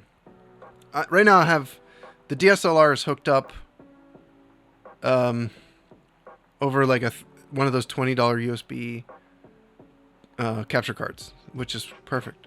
The custom firmware, I'm using the Magic Lantern, which you kind of need as well. So you have to be willing to put Magic Lantern on these older cameras to get rid of the overlay stuff. So I'm already running Magic Lantern. I've been running Magic Lantern since I was in college, basically. And to make sure that, because the camera is going to automatically shut off, so you have to have Magic Lantern to tell it to not shut off, and like, so it like only closes the shutter for a second, it comes back. It's kind of a nightmare. I do have a Panasonic GH4, but the problem is, I broke the micro HDMI port while I was filming something because there was a really long HDMI run from the camera, and the cable just got kicked a little bit, and it pulled the camera over, and I went to go catch the camera so it didn't fall, and it jacked up the HDMI pins because those ports are ridiculous. So I have to solder on. I did solder on a new HDMI port, but it didn't take. I just used hot air. I was trying to cheat. So I have to go back in and actually solder the connections down properly, fix it, which I'm, don't want to do because you know how hard it is to take apart those cameras? It's such a nightmare. Oh my God. I don't want to do it. I love micro soldering. I hate taking apart devices. Like, if you just handed me the board and I could solder it, I'd be done already. It'd be great. But taking apart a DSLR is a nightmare, especially the GH4. It has like a ton of screws, and then like, I don't know, 18 ribbon cables or something ridiculous. And those are the bane of my existence. I am so afraid of tearing a ribbon cable, because if you tear a ribbon cable, it's GG. Then you got to take the whole camera apart and replace the ribbon cable. The ribbon cables are the thing I'm scared of, is breaking those. And the problem is, if one of them is a little bit loose, the camera won't work. And you have to put the whole camera together to test it. So, yeah. Yeah, it is a hassle. It takes longer to take apart the camera than to do the soldering. So, I have a lot of soldering things that I want to do, but I'm thinking about doing them on my stream.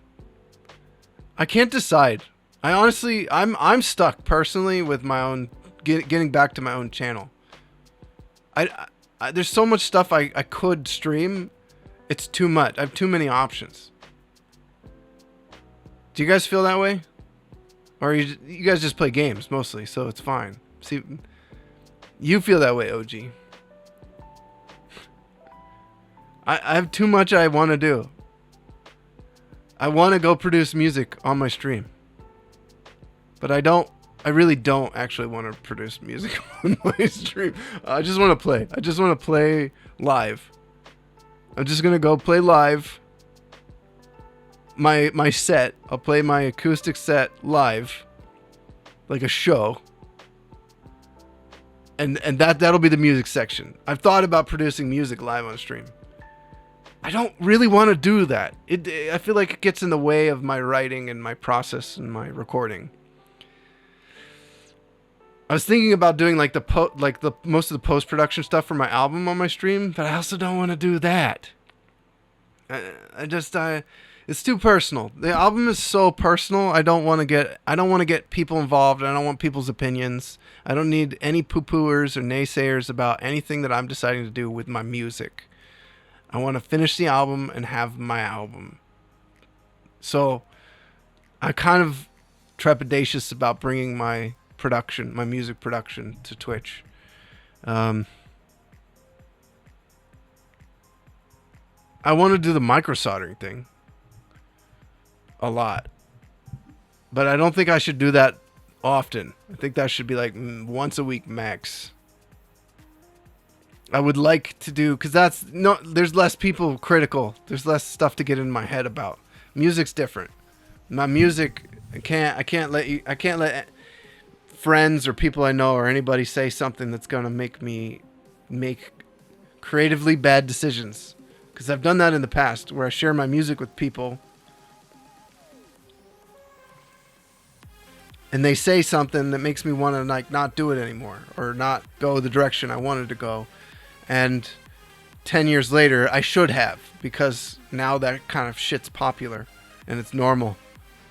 And like this happened many times in my life. So now I don't feel like sharing, because I don't need anybody to tell me I'm wrong. Especially about art. It's like, fuck off. I'm the artist. Let me make my art. You know? Oh, why are you doing it that way? It just gets in my head. I don't need it. I don't need your poo-poo. Poo-poo mouth. Ugh. Get out. What happened to you, Ober? Are you still here? Yeah, I'm there. I'm just okay. eating. I didn't want to tune your No, ear. you're good. I just want to make sure that we didn't lose. Like I said in the chat, the artist that commissioned my theme song, he would make music on stream. I used to do it, but it was all like goofy, fun, irrelevant stuff. Not Right. like, I have a song literally called "I Love You." That's not maybe not like total Twitch. You don't want to really open that up for everybody in the musical production process. What's this song about? What is it? I don't need it. It's actually called Salanghae, which means I love you in Korean. In case you didn't ask.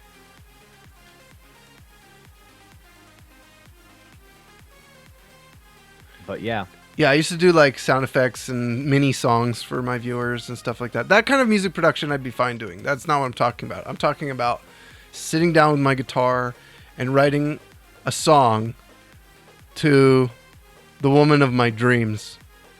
That is not as easy to share, that process. Because I don't need to get into it. And I don't need people getting anywhere near a negative space for what I'm doing when I'm doing that kind of thing. So I have an entire song of love, an entire album of love songs written that are not, well, you can hear them, but I didn't. If anybody had gotten involved with that while I was writing them, screw it. I showed people after it was all written, and I was like, should I stop? Should I not? Should I not?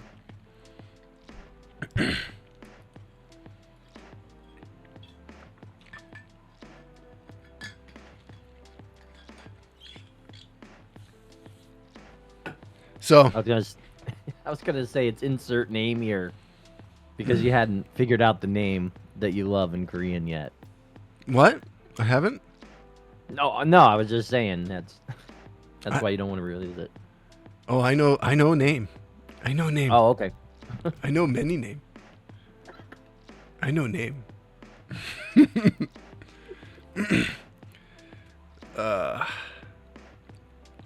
Learning Korean is hard, but also kind of exciting.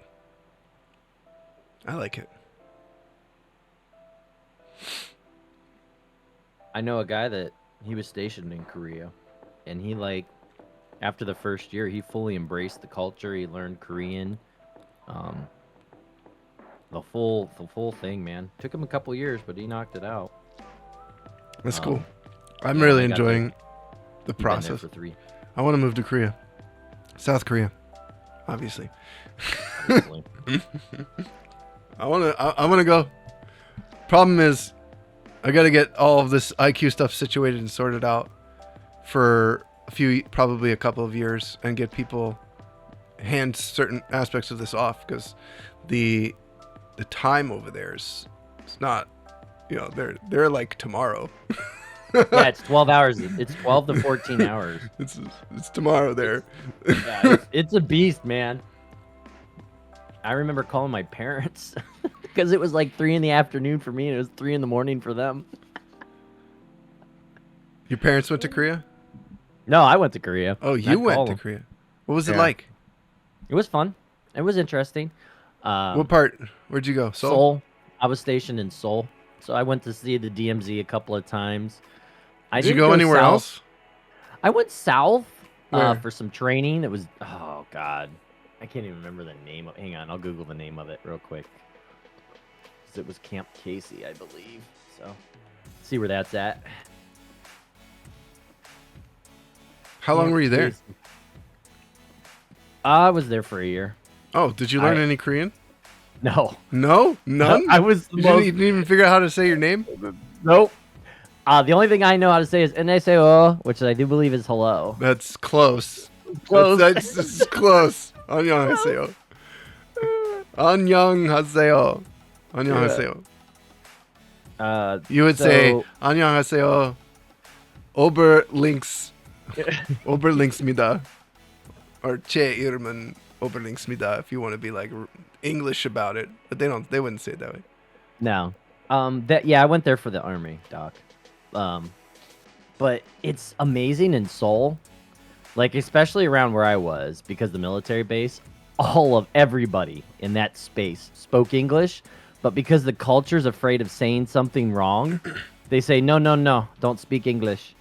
Really? Because they're very embarrassed. Like if they don't want to say something wrong. Like I just butchered their hello greeting. They wouldn't even bother to say that. They would say no, don't speak English. But they all know perfect English. That's the thing. Like they know English pretty well. Yeah. Yeah. For the most part. Yeah, for the most part, especially around the military bases for obvious reasons. But I had a great time in Korea. I think it's a cool little country to go check out, honestly. Yeah, I want to go. I need to go live there. I need to learn Korean. It's hard. It's hard. It's a hard language. Sign language for me was way easier. Way easier.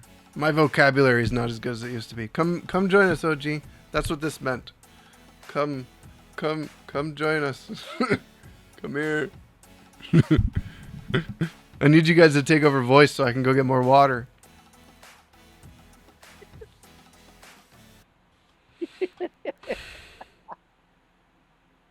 We can all read it. All the mods can read what you just said. All right. It's enough. We all know what you just said. I just won't put it on the stream. Yeah, that's fine. He just doesn't want to be in here with me, all by himself, lonely. Hi, Leon. Are you coming in here too? Let's all have a powwow and talk about all the stuff. So, yeah, on Wednesday nights, we're going to be starting a community watch with us. event. Since more of you are here now, maybe I should re-go over the announcements I did from earlier in the stream. Just a mini version of it. The Wednesday nights, I'm going to be hosting in the Watch With Us IQ. We have a secondary IQ Discord. If anybody doesn't know, it's for watching shows and movies and things like that. There will be regular stuff hosted by the IQ community, me, that you can just piggyback on and be like, bring your community over to hang out and watch stuff. Movie nights. We're going to start with some shows and we're going to do movies in the future. And it's also a place for you to host movie nights so that other IQ members and their friends and their community can hang out and watch stuff. So it's basically a centralized Discord for us to all watch stuff together. It's the Watch With Us. If you go to watchwithus.infinitequality.live, it's a direct link to the Discord. Anybody who is associated with any IQ streamer can join. That means your viewers are all allowed in.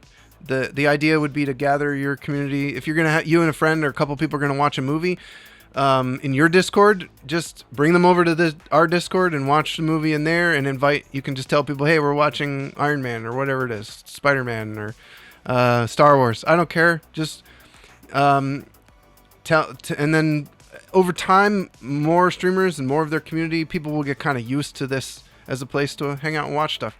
A lot of us like to watch things. I love to watch Korean dramas, obviously, and anime.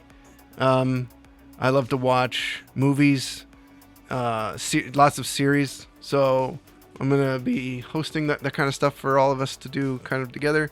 And then you don't have to worry about organizing and figuring this stuff out. You can just piggyback on what we're doing or what other people are doing in the Discord. And now you have a place to kind of foster more of a community extra stuff for you as a streamer. This is the stuff that's the hardest for people to do, is organize these kinds of events. They'll start doing movie nights like on a regular basis, and the same two people always show up. And if we all do it in one place, it's more likely. And, I bring my friends and you bring your friends and Ober brings his friends and OG brings his friends. We get a bigger group to do it with. So that's kind of the idea. Anyway, so join the Watch With Us Discord. Invite your community members to it. It's easier to wait to invite them, like when the event's happening. Like have everybody hang out in your Discord and send private message people a link. And then just get them in there.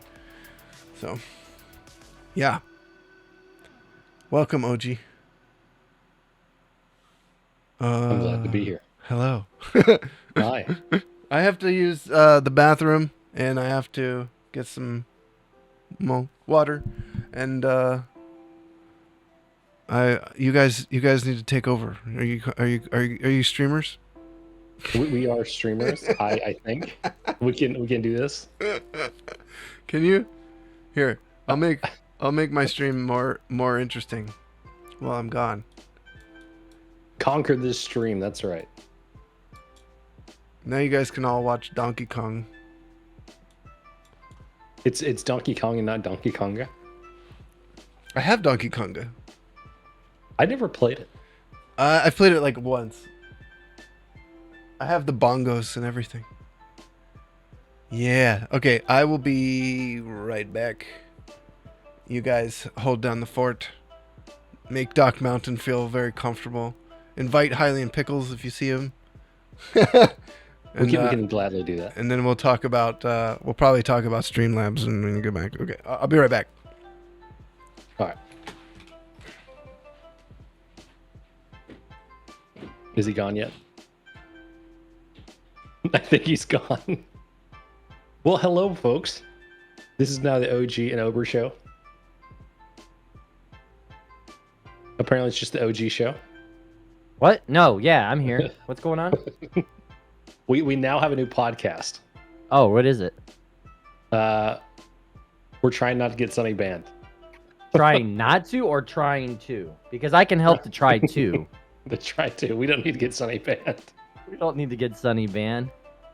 Now, I haven't talked to you direct in a minute, if ever. I think we spoke once. Yeah. It was distant passing, and we don't discuss what happened in the men's room. That's true. That's true. We definitely don't bring cameras in there. We definitely don't bring cameras. Oh my gosh, that's funny. Uh, Oh, conquer the stream. All right, I'm catching up on chat. I had to walk out. We were talking about our dog, and there's groceries and stuff in here. Speaking of dogs, Yes. so I will give you the TR or TLDR version. Okay. So a while back, like 5-6 weeks ago, one of my dogs collided with another dog head to head and knocked out 2 of his canine teeth. I would do a voice chat if stream was not on my dinner time. I can understand that. So my dog knocked out both of his upper canines. Oh man. And I forgot to ask chat how they're doing. How are you doing, chat? Chat, how are you doing? So the dog knocks out 2 of his 2 canines. We go in this week to get the teeth, the roots extracted. Turns out he got distemper as a puppy, and none of his teeth have roots. Oh my god. So they had to pull all of his teeth because he would just knock his teeth out over time. Oh my god. So I have a doped up puppy who has no teeth now. He's like a year and a half old. Do they give him false teeth? Wait, how are things? Wait. Soft food. Soft That's food. it. He's Soft got food. soft food for the next 2 months and maybe for the rest of his life. But yeah, that's the short version. Wow, that's crazy, man. Right. And so they gave me a couple of his teeth. To like talk about it. And it's just like it's crazy because like the big like molars in the back, it's Yeah. like you see kind of like the tooth that like what you see above the gums, and then nothing is below that. That's just insane. Yeah. That's crazy. Man, oh man. I feel for you on that. Cause like, man, that's pretty intense to find out. Like Yeah. your dog doesn't have any They- roots they- and no teeth and They called us and said, "Hey, before we do this, we need to have a conversation." we need to have a conversation about your dog gonna be flappy gums for the rest of his life. Yeah. So Oh man. feel bad for the little guy, but he's doing okay. He's just drooling a lot today. Is he at like a puppy? He's a year and a half. Oh, he's a year and a half. So Yeah. man, he's gonna be on soft food for probably most of the rest of his life, huh? Yeah. But he'll bounce Eh. back. It's all right. I mean, It's all good. Oh yeah, this is a good scene. Game setup. Oh, dude, we're playing NBA Jam now. I love game NBA Jam. So NBA Jam.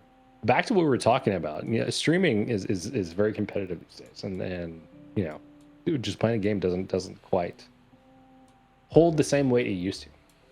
No, yeah, we definitely talked about that last week too. Is just you really like the days of just playing a video game and hoping for the best, or sure you might be able to do that, maybe, but you're on the high end of the luck side of that, like For sure. Wow. So for sure. okay. So I have been reading a book, or I should say I've been listening to the audiobook version of this book. I was gonna say, are you actually reading it? Like, I know, right? Well, I do have it on Kindle, but the book is called "Good Strategy, Bad Strategy," and the reason I bring it up is because they talk about they talk about kind of what defines a good strategy for like a corporation, and they're talking like large corporations in a lot of these cases. right? But they also have like some like very, very low level. Can you show us how to fix on your stream? It got hacky. It's kind of like 5 frames a second for the video at times. But anyway, I'm trying. I'm working on it. I don't know what's going on. He's working on the background. It's fine for me. Oh, there. No, it's not fine. it's I can not feel it in my mouse. fine. He's like, I I can. don't know why it's stuttering so much. Oh, my skip frames is skipping up here. Okay. I was like, what's But- going on? But yeah, continue on. so they talk about like typically large companies, but they also talk about like a grocery store, like a small grocery store, and they talk about the traffic coming into the grocery store and how it's like, it has two main populations it serves. One of which is like busy professionals who are like walking home on their way to work, and the other is like college students who are often buying cheap food and like snacks and stuff. And so they're talking about like, okay, which market do you focus on, and which group do you serve, and which one's going to be kind of like your better group to invest in. Is kind of the idea. But they're not talking about it from like a monetary investment. They're talking about it from a strategy investment. And either group would work. But who is more likely going to be a long-term revenue stream? That's gonna be a high, like a good value revenue stream. And who does it make sense to cater to? And so it was really interesting. Like they were talking about like the dynamics of the two different groups. And they were talking about how this a hypothetical strategy for this grocery store would be to focus on providing offerings for the busy professional, and how they could provide a lot of like kind of easy to heat up or ready to eat meals at specific times of the day, and to look at all the different ways they are differentiating their grocery store to target that demographic specifically. And so they're like, we could install another cash register and set that up and have our staff kind of redirected at noon and also at 5 p.m. whenever they're like walking by on the way home to work, so that they could have a better experience and start introducing themselves to the customers and ask like, hey, are you getting the same thing as last time? Did you enjoy your the last meal you picked up on Thursday or whatever? And I've been kind of looking at it from a standpoint of like streaming as well, and saying, how do you provide like a good experience for the target demographic, like that is in your channel most often? And like for like small streamers, we're just like, get anybody in, but how do you make the experience especially good for specific types of people or audiences for the type of content you like to produce?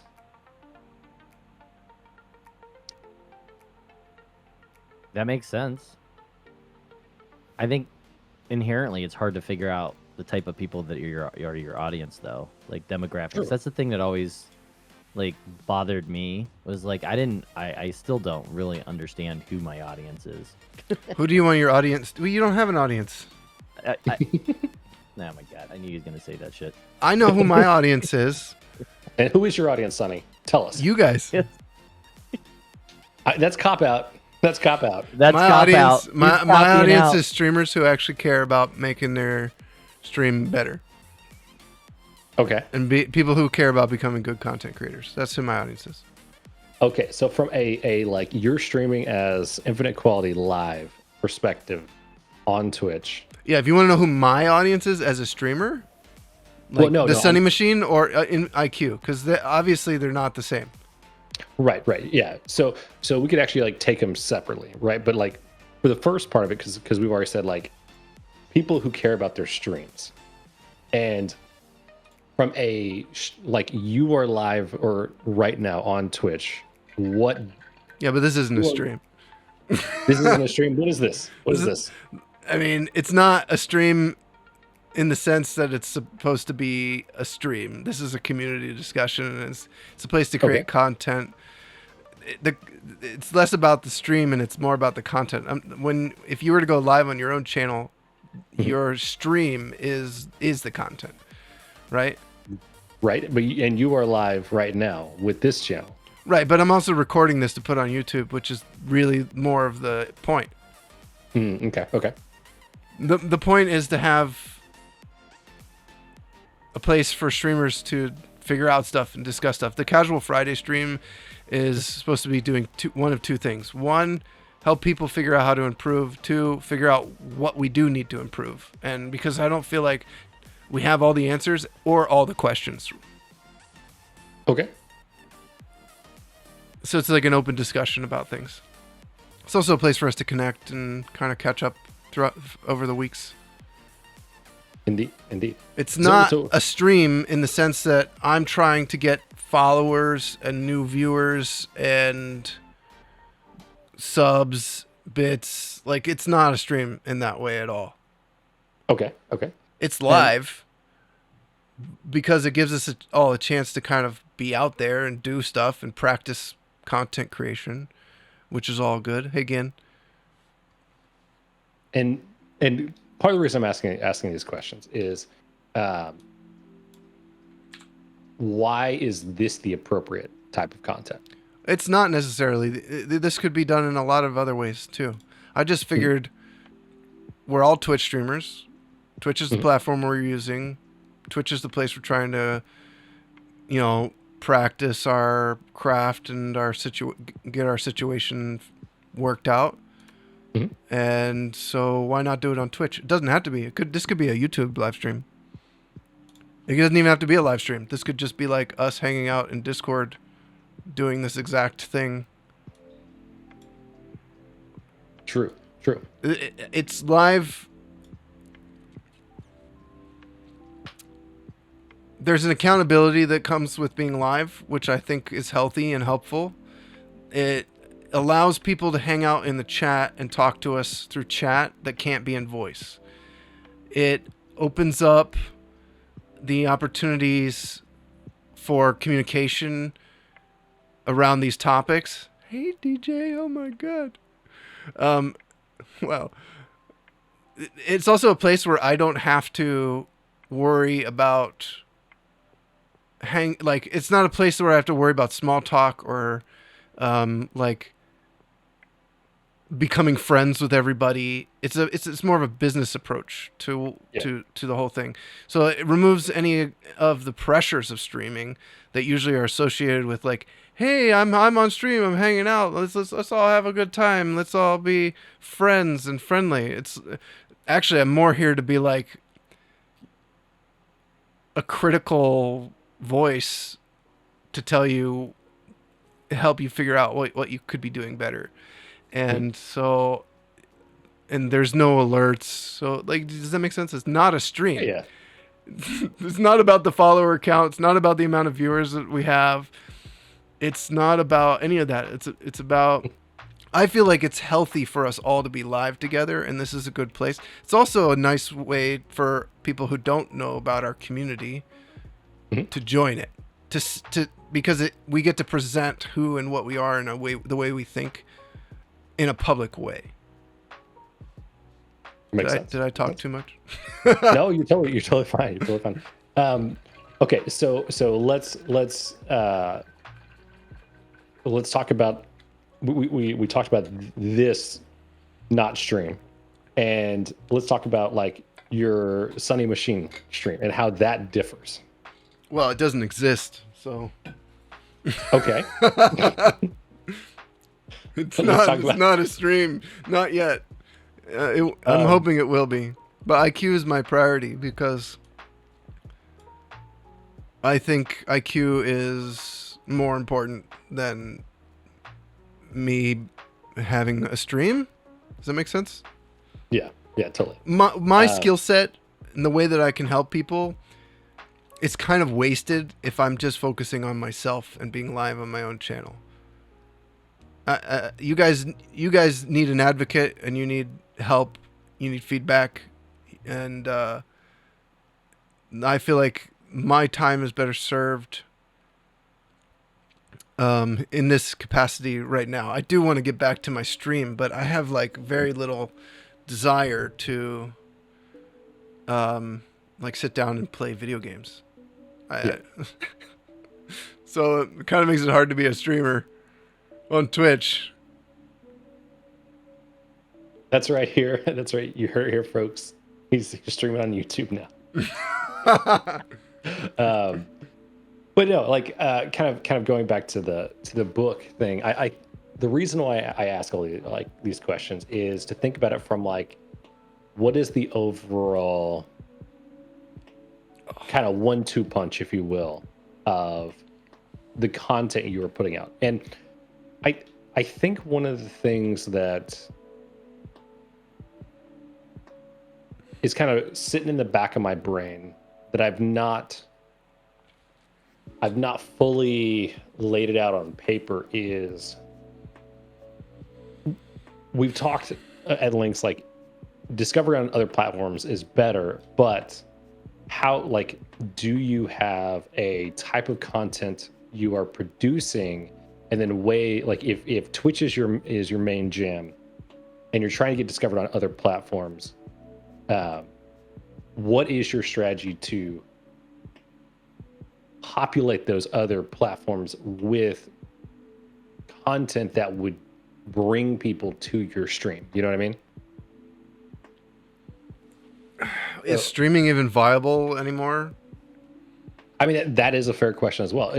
Does it make more sense to say I'm a content creator first, a Twitch streamer as part of that? I think that's the only possible answer anymore, to be honest. I don't see how you could make streaming your sole thing. I think it's always going to be a part, but not the sole thing. I think that time is over for most people. And I feel like if you want to be a sole streamer, like that's what you want to do. The barrier for entry to that requires that you do all the other things in order to just stream. Yeah. And I would even go so far as, if you say you really want to make a go of it, give it a honest to God shot at being viable, you have to think about the overall approach you're going to take to the other platforms first to pull people. You know what I mean? It's all about, this whole thing is all about exposure. Yeah, 100%. It's all just about exposure. Picking the right street corner to busk on is the make or break. Picking the right coffee shop to play your set in as an artist it's the whole thing. If you're just playing that bar no one goes to, and you're expecting to knock off big and become this next big musician, it's not going to happen. It's all about exposure. But I like the atmosphere. That's true. A lot of streamers will make these reasons. They'll make these decisions. And the thing that I want to point out is, I'm not trying to seem like a jaded. No, these are good. These are good questions. Yeah. You're super jaded, and we're ejecting you. No, the reason I ask these questions is if you're gonna give streaming, being a stream, in regards to the content creation space, if you were going to be a streamer as the primary moneymaker, for lack of better words, I guess is the best way to say it, then what is your strategy to the other platforms, and how do these all interplay amongst each other? And then on top of that, well, actually, I know where you're going. I want to give people reasons why I gave the answer earlier about why you can't just be a streamer, right? Let's go over why. I think people will probably yeah, of course you can be a streamer. People are making $8,000 a minute off streaming. Why can't I make $8,000 a month? Yeah, I hear you. The reason I don't think it's actually possible is because I know a lot of good streamers. A lot of good streamers. Beautiful people, physically attractive,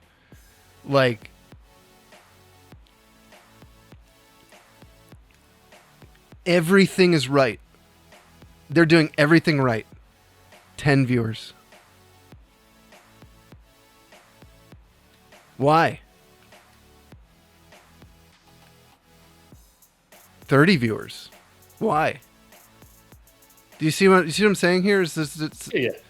Yeah, there. So I know exactly what you're talking about. Like there is a content creator on Twitch who comes to mind as the perfect example of this type of thing, because like the content they produce is so different, and they went from doing a lot of games to doing other types of content on Twitch, and they popped up a bit, and they kind of hit a point where I think they got around like 40-ish, maybe 50-ish average viewers doing that content, and then they hit a plateau.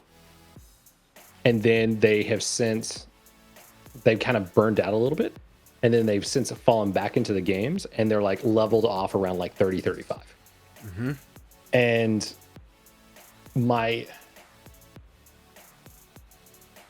I wondered for that individual why they didn't.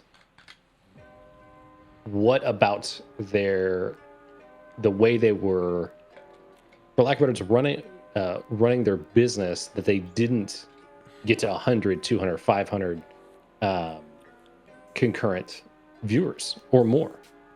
And so the reason I bring that up is I think it comes back to this whole thing around how are you pulling people in, and are you only using Twitch for that? Are you pulling in people that like that content from elsewhere?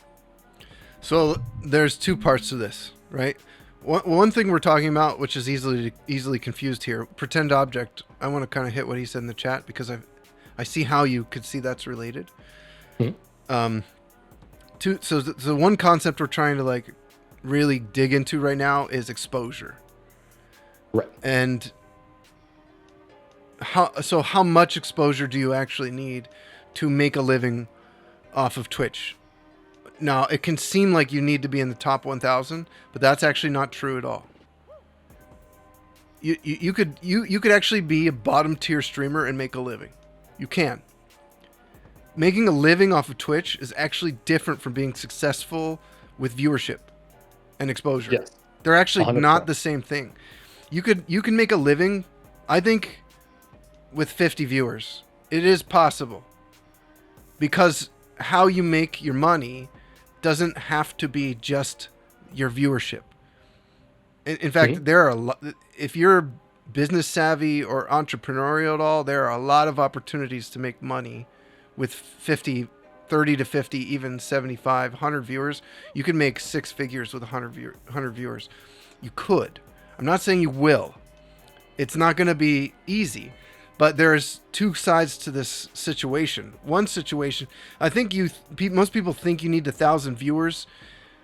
Yes, you do need 1,000 viewers or top 100 or top 1,000 streamer to make a ridiculous amount of money doing nothing but just sitting on camera and turning your stream on.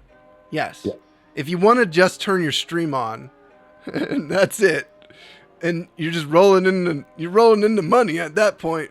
I turned it on. Here we go. Here comes tip number 1. Here comes tip number 2. Here comes, just like that. Just like spend 6 hours making money live. Rent me some dollary dues. Yes. But there's huge opportunities for a 50 viewer streamer to make that kind of money, or maybe even half, which is still enough. Like you don't need to make $8,000 a week. You can make $8,000 a month, and that's still pretty good, right? $8,000 a month is $96,000. Yeah. A year. Yeah. So let's. Well, okay. Like you hit on a point there that I think needs to be explicitly called out. And a business does not just. A business has multiple facets to it, and one of those facets is, for lack of better words, exposure. One of the other like big facets to it is income, profitability. We talked about this on the podcast on Wednesday, by the way. If you guys want to know more about monetization and thinking about your stream that way, go listen to this week's podcast, the IQ podcast. Anyway, sorry to interrupt. Yeah, no worries, no worries. Totally a great plug. I actually need to go back and listen to it because I've been wrapped up in work stuff, day job stuff. I am nicknaming it pay job stuff. Um, so my pay job, like it's been my final week, and so at this company, and I'm starting a new company in 2 weeks. Okay. And so, but like the reason I want to call out these different things is in order for you to grow as a streamer, you have to have exposure, or people have to be exposed to you. And a way of thinking about that is, if I put a tweet out and I have 50 followers on Twitter, how many people are going to see that? If I have a tweet that has 500, I put a tweet out and I have 500 followers, how many people are going to see that? 50,000, 500,000, so forth and so on. And so then it depends on like how much reach it gets. It depends on how many people end up like engaging with that. I hate Twitter for this, because Twitter's so... Yeah, totally. But I think YouTube would be a better example, I think. Because you have a more direct, like, I'm successful. If you have a YouTube that's popping off, video that's popping off, that Yes. becomes income. A tweet doesn't become income. Correct. But what I want to point out is not the income. I want to talk The exposure. Talk about the exposure But aspect. you're so forgettable on Twitter. Yeah. Yep. I mean, man, and like, even when you're not, even if you have hundreds of followers and you get like 30 likes or something, like that's a good ratio of like, I only have 300 followers and I'm getting like 30 likes on this thing. Like, those people, that doesn't mean they're going to go anywhere with you or remember anything. You may just have a tweet that they like. Exactly. So I think this is kind of funny, because like I want to talk about this thing, because I have 302 followers on Twitter. So obviously I'm a massive like internet That's celebrity. Huge. And I put out a tweet earlier this week and had like 10 people. Like on average, like I get about 10 likes on a tweet. And the reason I bring this up is I should not ever expect Twitter to drive anything meaningful at this level. Right. To my stream or to whatever I'm doing. Right. And so kind of coming back to whenever I was talking about the grocery store and the target market and that kind of stuff that they're serving, and the idea of focusing on like these busy professionals, they have money. They are probably they're working a job. They're going to be passing by your place, 5 or 10 times a week, and stopping by the grocery store. They are going to be the ones with means to do that. And so the exposure has to like meet that intersection of the right content for the right person, and then that person has to be within like a big enough group. At the same time. You know what I mean? Well, I think the thing that people could probably take home from this and focus on more is like, exposure is the key thing, the thing you need to do first, work on first. You need to find a way to be exposed to people. And just turning your stream on and playing X game is not exposure. It can feel like it because new follower showed up, new chatter showed up, but yes, and I think dangerous. You also are kind of glancing on the point of which games are more likely to have people come into a random stream versus going to a specific personality in that category. Or why are new people gonna click on it? Why did they click? Yes. Why are they there? How come they're there? If you can't really answer that question, well, like, why do people watch people who stream Super Mario Brothers? Like, we're talking the NES game. do they? Is there anybody streaming that right now, and who's watching? If it's not a speedrunner. Oh, that is the point I'm making. Yeah, they're watching not because of Mario, but because the speedrunner's playing Mario, and it's impressive. Yes, that's why I made that chart. We've been over the chart before. Mm-hmm. right? You remember the chart, don't you? I don't know if I've seen like the circle personality thing. Yeah, the archetype chart. Yeah. Yeah. Field expert. You would watch a surgery because the surgeon is good at surgery, right? Like that's what you watch a speedrunner because they're good at speedrunning. You watch a good artist because they're good at art. Yeah. These are field experts. Too many streamers think they're like the value of their stream is I'm good at games. You're not a field expert. Being good at games is like a common thing. Like if people weren't good at games, gaming wouldn't be big. Like wouldn't be popular. So I would say like you have to like figure out like to your point, like the archetypes is a good way of thinking about how are you going to draw people in with something that they are going to want to be exposed to, or if you expose that out, people are going to find that as a clicky thing, a sticky thing, like a thing that they're going to be interested in checking out. Well, you can be trash at games too. It's just about marketability. You have to be able to market that you're bad, and you have to let people have to know that that's what they're in for in a way that is like a positive message that reinforces that that's the value. If that's the value of your stream is that you're trash at games, you have to present it in a way that's not just you sucking at the game. Right? Like Okay. Do you have any examples of somebody who, quote unquote, is trash at games? Well, the problem is most people don't stay bad. That's fair. That's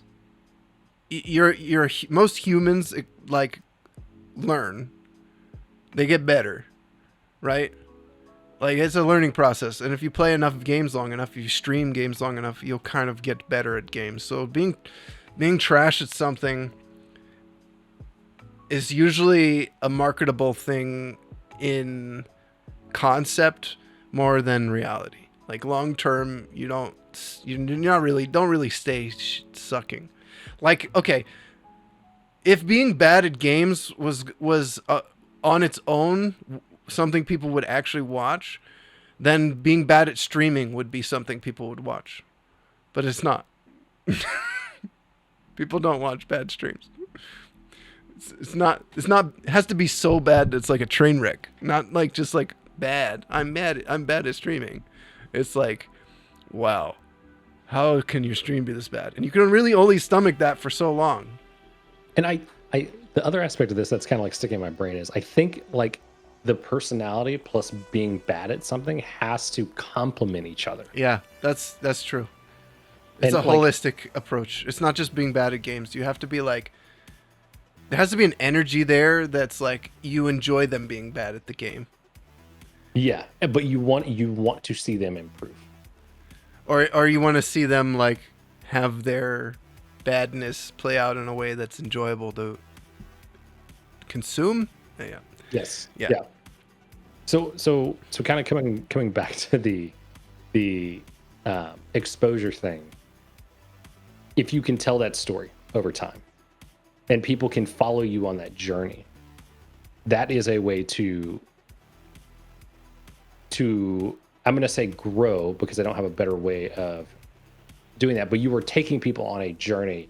And the thing that kind of comes to mind is this guy who created this thing called the Dan Plan. And the Dan Plan was this concept. You can actually go to thedanplan.com.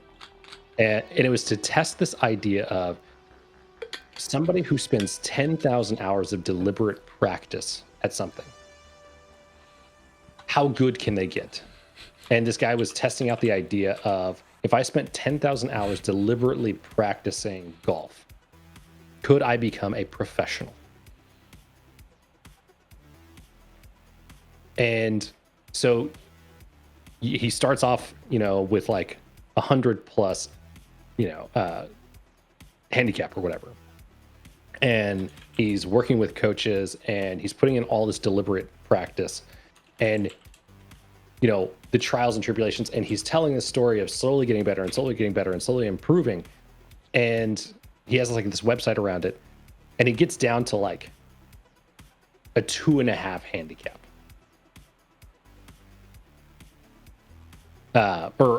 He was averaging about 74, 75 strokes on 18 holes. But that isn't like the professionals are so much better than that. Like, was he ever going to be able to make it?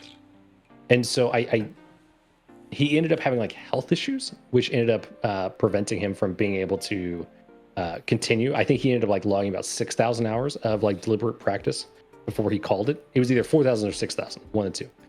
But over the course of like 3 years or 4 years, he like made significant progress. And so I wonder if like there is this aspect of like taking people on a journey where there is people want to see you get better, people want to see you improve, or people want to be a part of that journey and say like, I was here when this happened. Which whenever I got my no-hit run, that was kind of a funny thing because there was like people who were like, I was here, like they're typing that in chat kind of thing. Right. But as this is one of the things that we discussed as you continue on that journey and you start to hit the milestones. How do you share that? How do you leverage that milestone into a point of exposure and get more people in? You know what I mean? See, this is the thing. They're almost disconnected. You need the exposure for the milestone to work. I don't think we hear you, Sonny. Oh, well, you don't hear me. Everybody else does. It's because I typed. Oh, I see. I turned my push to talk on. You need the exposure in order to get the memory. The memory is the valuable thing. Creating memories with your community is incredibly important. And this is actually where monetization actually ties into. This is one of the things we talked about with Jared. Was you can offer your community and the people like an incentive to support your stream by giving them memories. Memories is actually a very valuable thing, but you don't have a community to create memories with, which is where exposure is important. So I feel like we should talk more about the exposure side for a bit. Right. Like how does exposure work, and what makes it more effective? What's the best way to approach exposure? Mm-hmm. And what are you exposing? These are all like super important. And if you don't know this about your stream, it's either going to happen by accident or it's not going to happen. It's probably not going to happen. And I wouldn't leave it to like accident or luck as much, because people think you'd need to go make a YouTube channel in order to be successful. Well, the reason the YouTube channel is successful is because you have a strategy and you're making content there that reaches an audience and has the proper level of exposure to that community and that group. Same thing with Twitch. You can do it on Twitch as well. The reason we suggest to go do it on YouTube is almost because it's easier to understand how it works over there. It's much harder to understand how to apply it on Twitch. So how do you get exposure on Twitch? Well, exposure on Twitch requires that you choose the right games and you have a good title and thumbnail, but good is not, it's too ambiguous. Most of the time when we're talking about choosing the right game and having good thumbnail and having a good title, there's more, there's a deeper concept there. You need to have something you're inviting people into. And if you're, and you need to set yourself up as having value in a certain area. This is why playing one game and having one community around one concept can actually work really, really well, right? Yeah. Because 100%. You become a leader in that community. You become a source in that community. Your value is more obvious to the viewers over time. People get to know you. You get a sense of being an authority or a reason for people to actually be there and a part of what you're doing. So it can be a really helpful thing. Now, people are so afraid of game lock, which is a whole other different discussion. That's a different thing. If you're doing things right, you're never going to be game locked. You're going to have to make smart decisions, but you're not going to be game locked.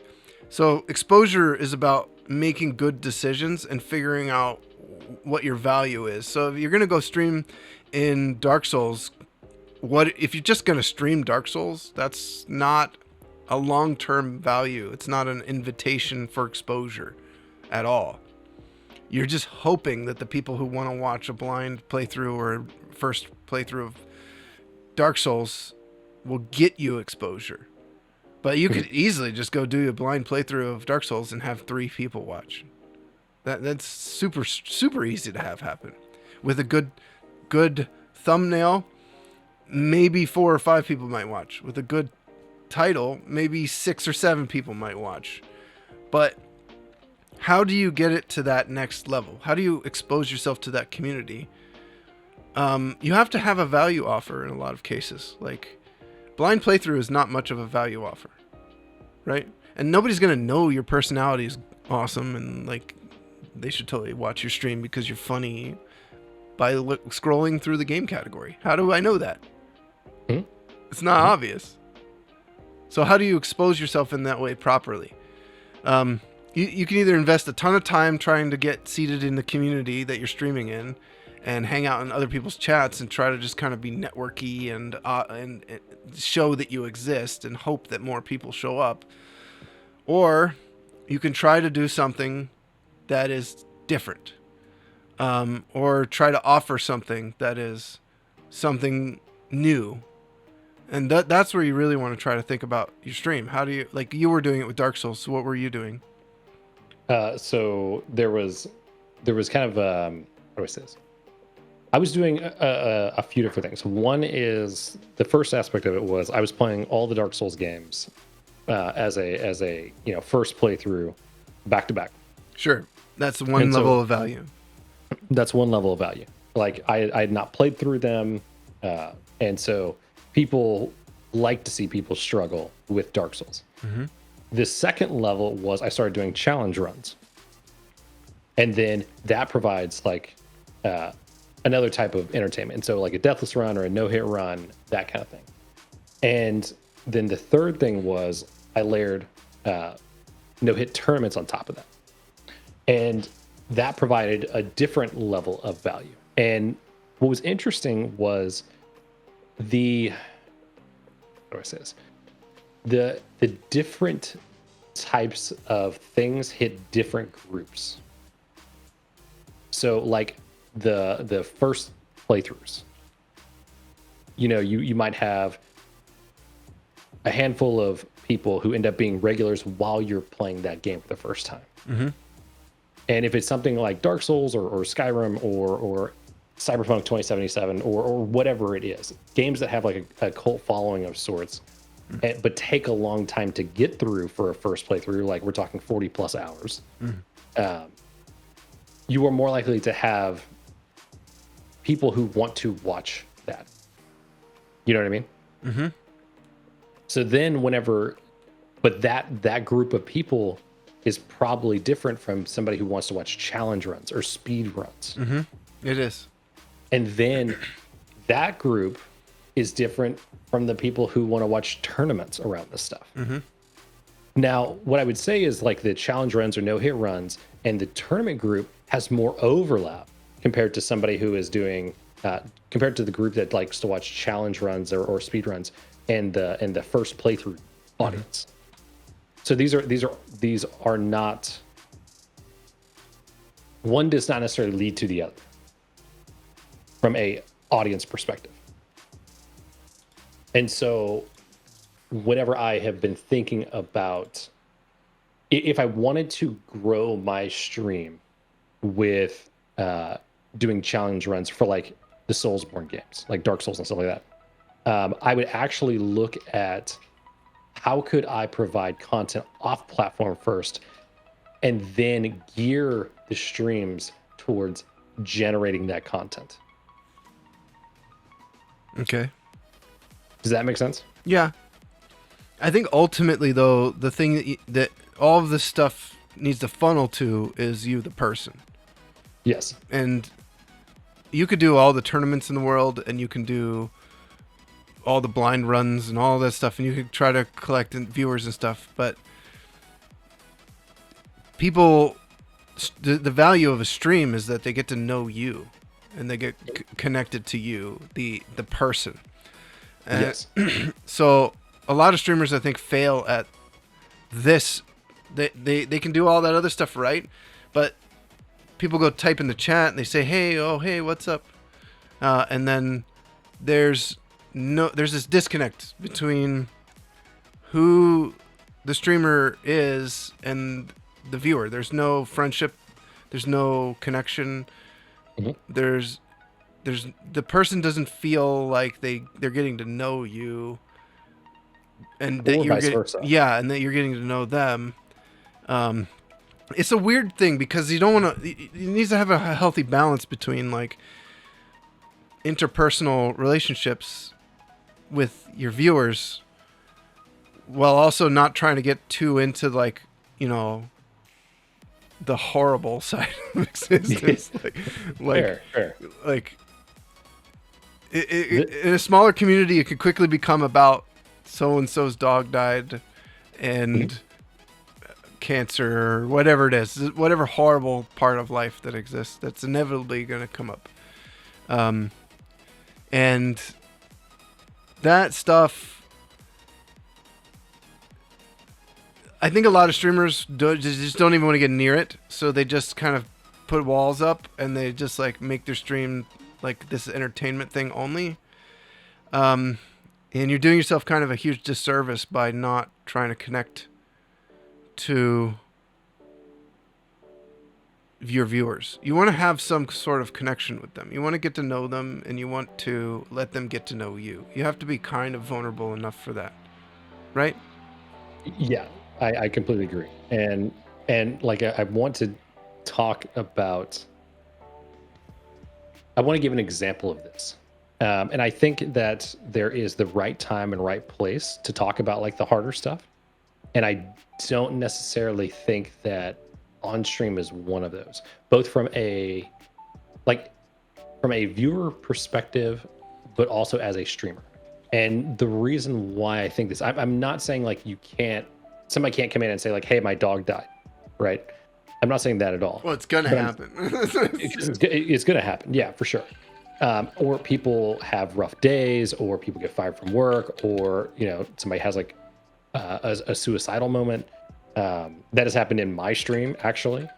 But like I want to point to one specific example where there was a streamer who I had been watching, and they had about like 120 whenever I typically go in there, and they were playing Dark Souls, and I had been doing like a bunch of no-hit runs, and I had been in their stream like I would say 2 or 3 times a week for probably 3 or 4 months. And every time I went in there, I had a great time. And I would like, they felt like a person who I could like reliably raid and it'd be okay. And so one night after streaming, I took the group who had been in my chat over, and I was telling them, oh, how great that person they were. And I didn't look before I leaped. And they got in, we take the raid over, and then within like no joke, like 5 seconds of us starting or landing in the stream, the topic changed to something like super depressing. I forget exactly what it was. I don't know if like a family member had passed away and like they were having a hard time dealing with it, and they were streaming. They didn't just like call it off and like take care of themselves. But like we land in there, we're like so excited, full of energy, and then this happens. And it just like sucked all the air out of the room. And I was like, that was a really experience for me as a viewer, but also for me as a streamer for my community. Because I didn't see it coming. Yeah. And so like there's like that kind of thing. And so I guess the reason I bring it up is is partly from an exposure standpoint. This is my, like I say my viewers, but the viewers I was taking to this streamer who I just talked about. Their first exposure is the complete opposite of what I was saying. And so are they ever going to go back to that streamer? Are they ever going to like, are they going to put faith into who I say to raid again in the future? Yeah, it's tough. This is a tough part of this whole thing. This is why YouTube can be easier. Well, but also like kind of going like switching gears here like quite hard. Going to the YouTube side of thing, like it has the benefit of a very groomed experience. And what I mean by that is the thumbnail is groomed, the title is groomed, the content is groomed, the comments themselves are groomed. The just the experience somebody gets on like a platform like YouTube is so much more groomed and manicured that you just don't have the benefit of from a live perspective. Right. And like you brought up the YouTube thing and the exposure thing, like because that is so well groomed and you can optimize it for search terms and for what's going to draw people in. How do you do that same thing on Twitch whenever all of the thumbnails are what's live? I know. It's hard. Because you really only have the title. You have the title and you can kind of sort of alter your appearance a little bit. I mean, the thumbnail, you can make it look good because you've set your stream up in a way that the thumbnail's the auto-generated live thumbnail helps you get found. For sure. It's auto-generated once every 5 minutes. Right.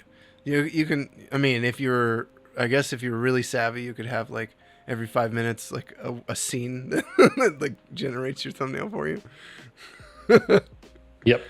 But that would be kind of annoying for the viewers. It's so much easier on YouTube to do all of this. And I feel like if you really want to just stream, focus on streaming, it should be more supplementary. Like the original topic was, can you just be a streamer anymore? And like, no, I don't. I think that's just like very, very impossible. So well, could you do it in a way? I mean, be a hobby streamer. Don't care about growth. But we're not talking to that person right now. True. This is about the streamer who wants to be a full-time streamer. That's the direction they want to head in. I feel like too many people don't realize. A lot of streamers don't realize that cake and eat it too syndrome. Like you have to make a decision. I'm going to do the things that are going to make me a full-time streamer, or I'm going to just make it like a far-off dream. Right? Like if you want to learn a new skill, you can't just hope it's going to happen. It's more like you got to work on it. You got to learn that skill. So yeah. But do you think there's an avenue here of specifically targeting your content that is going to be more watchable?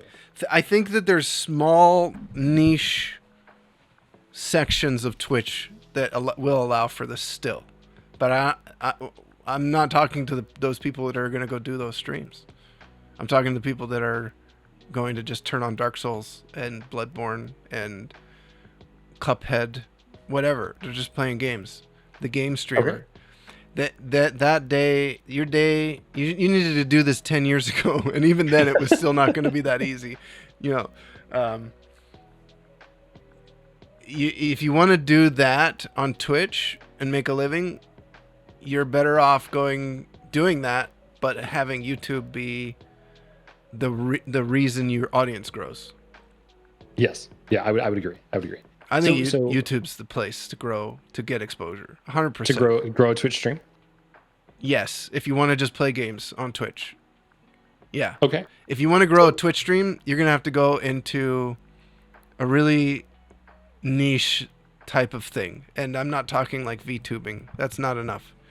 It needs to be like something so different that it can pop off properly. I don't think it's gonna happen. It can't just be cooking stream, you know. It can't just be. It's got to be something that stands out massively, and there's not a lot of competition for, and it's got to be done really well. And even then, like, those people are gonna have trouble going from that to gaming. Fair, yeah. Hi. So kind of coming back, I want to bring back up this Good Strategy, Bad Strategy book. And on that note of, like, let's say I'm having a cooking stream. This is the only time I'm ever going to be able to show that he's real. The cat. Hi. I know you hate it. I'm sorry. That's right. Everybody has to, like, acknowledge and adore the cat. So rare. He's usually hiding or sleeping. Oh, you're gonna go on the desk? Oh man. Brave soul cats day, huh? I don't know what he's not. He's such a loner, man. He's like most Twitch streamers, loner. Seriously. But no, kind of. I want to bring back up Good Strategy, Bad Strategy, because there's this concept in there of you have a. How do I say this? Can your content compete in an area? Do you have content that is competitive? And I'm not saying like I'm playing Call of Duty and I'm an FPS like tournament player kind of thing, or like I'm trying to be a tournament player sort of deal. What I'm saying is you mean a pro? Like a pro would be an example of a competitive content creator. Oh, the reason that they have exposure is because they're a professional player. Right. They don't need exposure. They've got it. Yes, but like the thing that I'm trying to point towards is what is it that makes you competitive in a given venture, and streaming is a venture in this case. And the content you put out is part of that venture. And then how do you evolve your approach to that venture to enhance, to establish or enhance your lead in said venture? This is tough, dude. I think most people just want to stream games. Yeah, I mean, like, I agree with you. Like, this is like really, really hard work. Like, this is like some of the hardest work that you could possibly do is figuring out, like, what is the thing you're going to stick your where are you sticking your stake in the ground, and then how are you? I tell people they need to do YouTube, and immediately it's like, I don't know. Do I have to? Yes. I don't want to. What do you mean? I'm not good. I'm not good at that. Like, okay. So how does somebody legitimately get good? Get good at Twitch? Do you think it? Like, can there be time travel, man? You gotta go back in time. Okay. You gotta go back in time. Field expert. Yeah, go get it. But this is the problem. Mm-hmm. That's like telling somebody, go get a medical degree. Like, it's not that easy. Mm-hmm. You're talking about years and years, and even then, like, it has to be like really, really. I'm a field expert. That's why I have this stream, and this kind of stream and this kind of thing isn't necessarily going to be some massive thing, and that's not why it's being done. You know, some field experts just want to help you, and that's different. And there's not as much space there's way more room for a psychologist to come in and kind of move into that space as a field expert than there is another speedrunner, right? Yep. Yep. And this is the thing is like, or artist. And how saturated is that field expertise on a given platform? Yeah, you got to look at it all, and even on YouTube. This is still true, because you could try to go to YouTube and be like, I'm gonna tell people how to do how to beat Super Mario Brothers. It's like, okay, you know. And how big is the audience for that content? Yeah, that's also true. So if like talking about like the speedrunning Super Mario's, or like I'm just gonna, since I'm more of a field expert in no hit Dark Souls, right? Like, I guess. If, Are you? Aren't you more of a field expert in like a programming language or something? Oh yeah, for sure. My 10,000 plus hours of day job. Yeah. Yeah. But like the reason why I bring up Dark Souls is because like that's content that's readily watched on Twitch. And then that is content that I could think about creating like complementary stuff on about on YouTube. But the number of people who are saying on YouTube, how do I go about no hitting Dark Souls, is far smaller than the number of people who want to watch somebody actually do that. Right. So supply and demand. Correct. Yeah.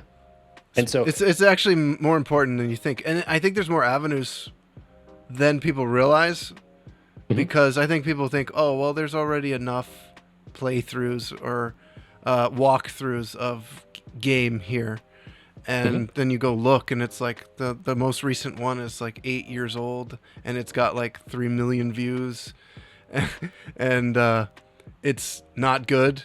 It's like it could be. There's actually room for you. Okay, so let's say you do make a Resident Evil walkthrough, right? Resident Evil's been done, except it hasn't been done recently, and when people search for it, there's like the 10-year-old one, the 12-year-old one, the 8-year-old one, and they all have millions of views.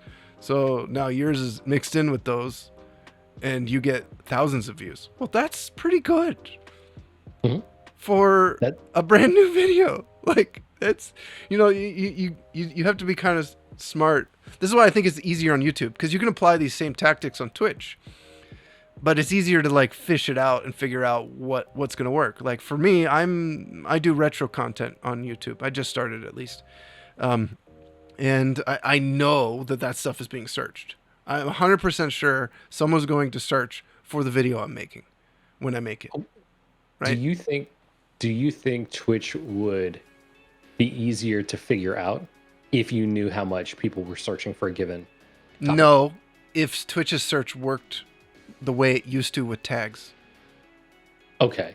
Like when you could make your own tags. That system would have made Twitch that fixed everything, and then they took it away. Okay. Because you could be like, oh, we're talking about aliens right now. #aliens. Done. And then the community would have kind of gotten like used to being able to search for what they want in the search bar. All right, I'm gonna try something. Yeah, but people don't want to update their title. They don't. It's even if it's true that you can type in aliens in the search bar and find a stream where somebody's talking about aliens. Streamers for the moment, just because they're talking about aliens for the next 20 minutes while they're playing Fortnite or whatever, they're not going to update their title because they don't believe in the search, and users aren't using it that way either. Well, the reason the hashtag system worked was because it was a change in a direction that allowed users to figure out that they could search in that way. It was like a teaching tool. Does that make sense? Yes. Like it was a different user experience for the user in such a way that it made people type shit into the bar. They tried stuff. Right. There's no faith in the search engine, even if it works. The user experience doesn't demand for it. People are not going to the search bar and looking for what you're doing, and a lot of streamers aren't savvy enough to even update their title moment to moment about what's going on in their stream. Mm-hmm. They set it and forget it. Yeah. Okay, so discovery is better on other platforms because Twitch broke the search bar. Yeah, basically. Yeah. I mean, it did break. If you type my username in, it doesn't exist anymore because I haven't streamed on my channel for a while. It's like, that shouldn't be, right? If you take a couple months off for mental health reasons, why does Twitch destroy your channel? So whenever I just typed in like no hit Dark Souls in the search bar, and it had given me a couple of odds.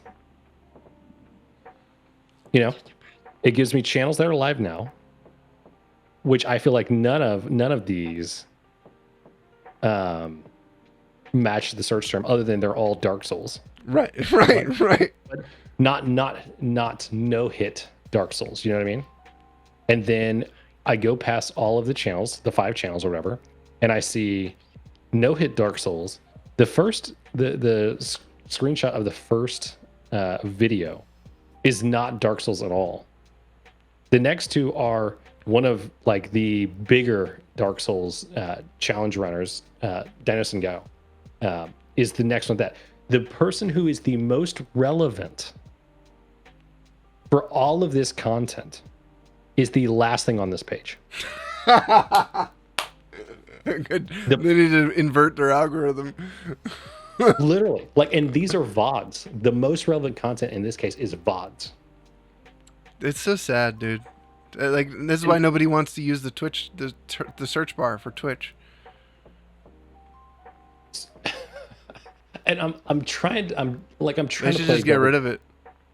I'm trying to play devil's advocate here, of coming up with ways of like how you could make a Twitch only, like make it as a streamer on just Twitch without discoverability of other platforms. You have to be smart about your game selection and offer something that's unique in the game category. Jared did it by being a teacher, teaching people how to play Darkest Dungeon. And there was nobody else doing this. I mean, if there was, then it didn't matter. It wasn't enough people doing it that he could just stand out and be like, hey, I'm going to teach you how to win. And it's a game that requires a teacher in a lot of ways. So that you can't do this with every game, especially overpopular. I mean, Darkest Dungeon, the category, even when it was doing, like, when Jared was growing in it and growing his community around this whole concept, it wasn't like there was like 5-6 streamers in there and there was like a couple hundred viewers. We're not talking about thousands of people watching this game. It was very small. So I think a lot of people, if they want to grow their stream, they gotta go find a very small game that's not so small no one's gonna watch, but that's not so big that there's too many streamers to choose from, and then you got to stand out as like one in 10 of people who are offering something very unique, so that when people go to the game, they go, "Whoa, what's this?" That you need that kind of reaction. It's like that's the only way to make it work. And even then, you're going to have all kinds of issues making that stream go from that category to the next category, and you're going to lose viewers, and you're going to have to figure out strategies for growing your stream, being smart. You're not going to be able to just go play whatever you want. You're going to have to go play something else that will allow similar viewership and still allow you to meet new people and stuff. Because if you get to 30-40 viewers, that's a pretty powerful number in the right game category. Yep. I think I know some 25 to 30 viewership people that are just bummed that they don't have enough viewers. They don't have that many viewers. Perm, to answer your question, with streamer.bot, you probably could set up a voice command for that, but it wouldn't be that simple. It would be easier to type. And it'd be... Voice to text is still not great, right? Like... Or if you want it to be great, it's very expensive. Ugh, it's terrible. Even like Google Translate, I'll use it on like a Korean TV show, and it'll get things completely wrong. And I'll have to say things like 3 times, and it'll give me like completely different words for the same thing. It gets things right when it's like, 감사합니다 or like 안녕하세요, like normal like hello and thank you, putakamnida, like that kind of stuff. But even that shit, it'll get completely wrong. It's Google Translate. So how is it so bad still? Right? Indeed. They've had it around for a long time. But like, okay, so talking about game selection, and I actually we can loop this back around. So exposure, like picking, like you were not going to do nearly as well with a massive game like Call of Duty Warzone or Fortnite or insert top game category. You'd have to be a pro. Mean? You'd have to be a pro so that people seek you out. Right? Mm-hmm. You have to have exposure somewhere else. Yes. And then, so the way you're kind of getting around that exposure issue in the first place is by playing games where you are going to be exposed higher in the list. And then you get people interested in seeing you. Even then, yes. you could still do everything right and not work out. That is the reality of the situation. And YouTube is easier to figure out what to fix. Twitch is so hard. Mastering YouTube Live is what this shit called. It's just a lot easier. It's just so much easier to approach. If you have a bad video on YouTube, you can try something else and see if it does better and try to figure out why it does better. I did this exact thing. I put up a video of Doom 32X Resurrection. Yep. And it was just footage of the game. And it was the day the game released, too, like the patch for it. And then 2 days later, I put up almost the exact same video. Slightly better title. A little bit better thumbnail. With voiceover. I added voiceover. So the original was just gameplay footage. Then I added voiceover. And then the last half of it is just gameplay. The majority of the people who watched the voiceover one watched while the voiceover was happening. So now I know I can't just slap gameplay footage up. It's not going to get the same viewership people retaining the viewer, the person watching the video will watch because I'm talking, which is weird. You'd think they're there for the gameplay, but they're not. Again, they're there for the personality. Even if it's like almost no personality at all.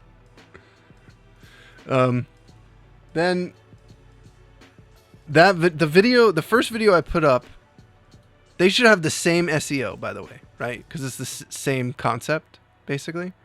Mm-hmm. Slightly different execution, but like SEO wise, search terms, description, I copied and pasted the description. No, don't walk on the soundboard. Oh, you're warm.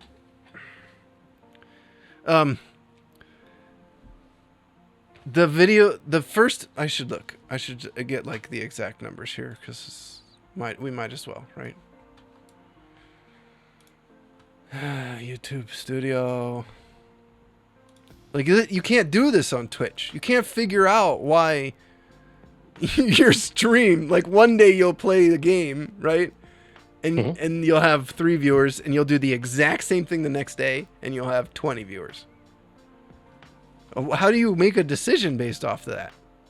What do you execute on differently, right? Okay, so Doom 32X Resurrection first video, 168 views. Doom 32X Resurrection video, slightly different title, slightly different thumbnail, almost the same exact video, 1,129 views. Mm-hmm. Almost it's 1,000 views versus 100 views, basically.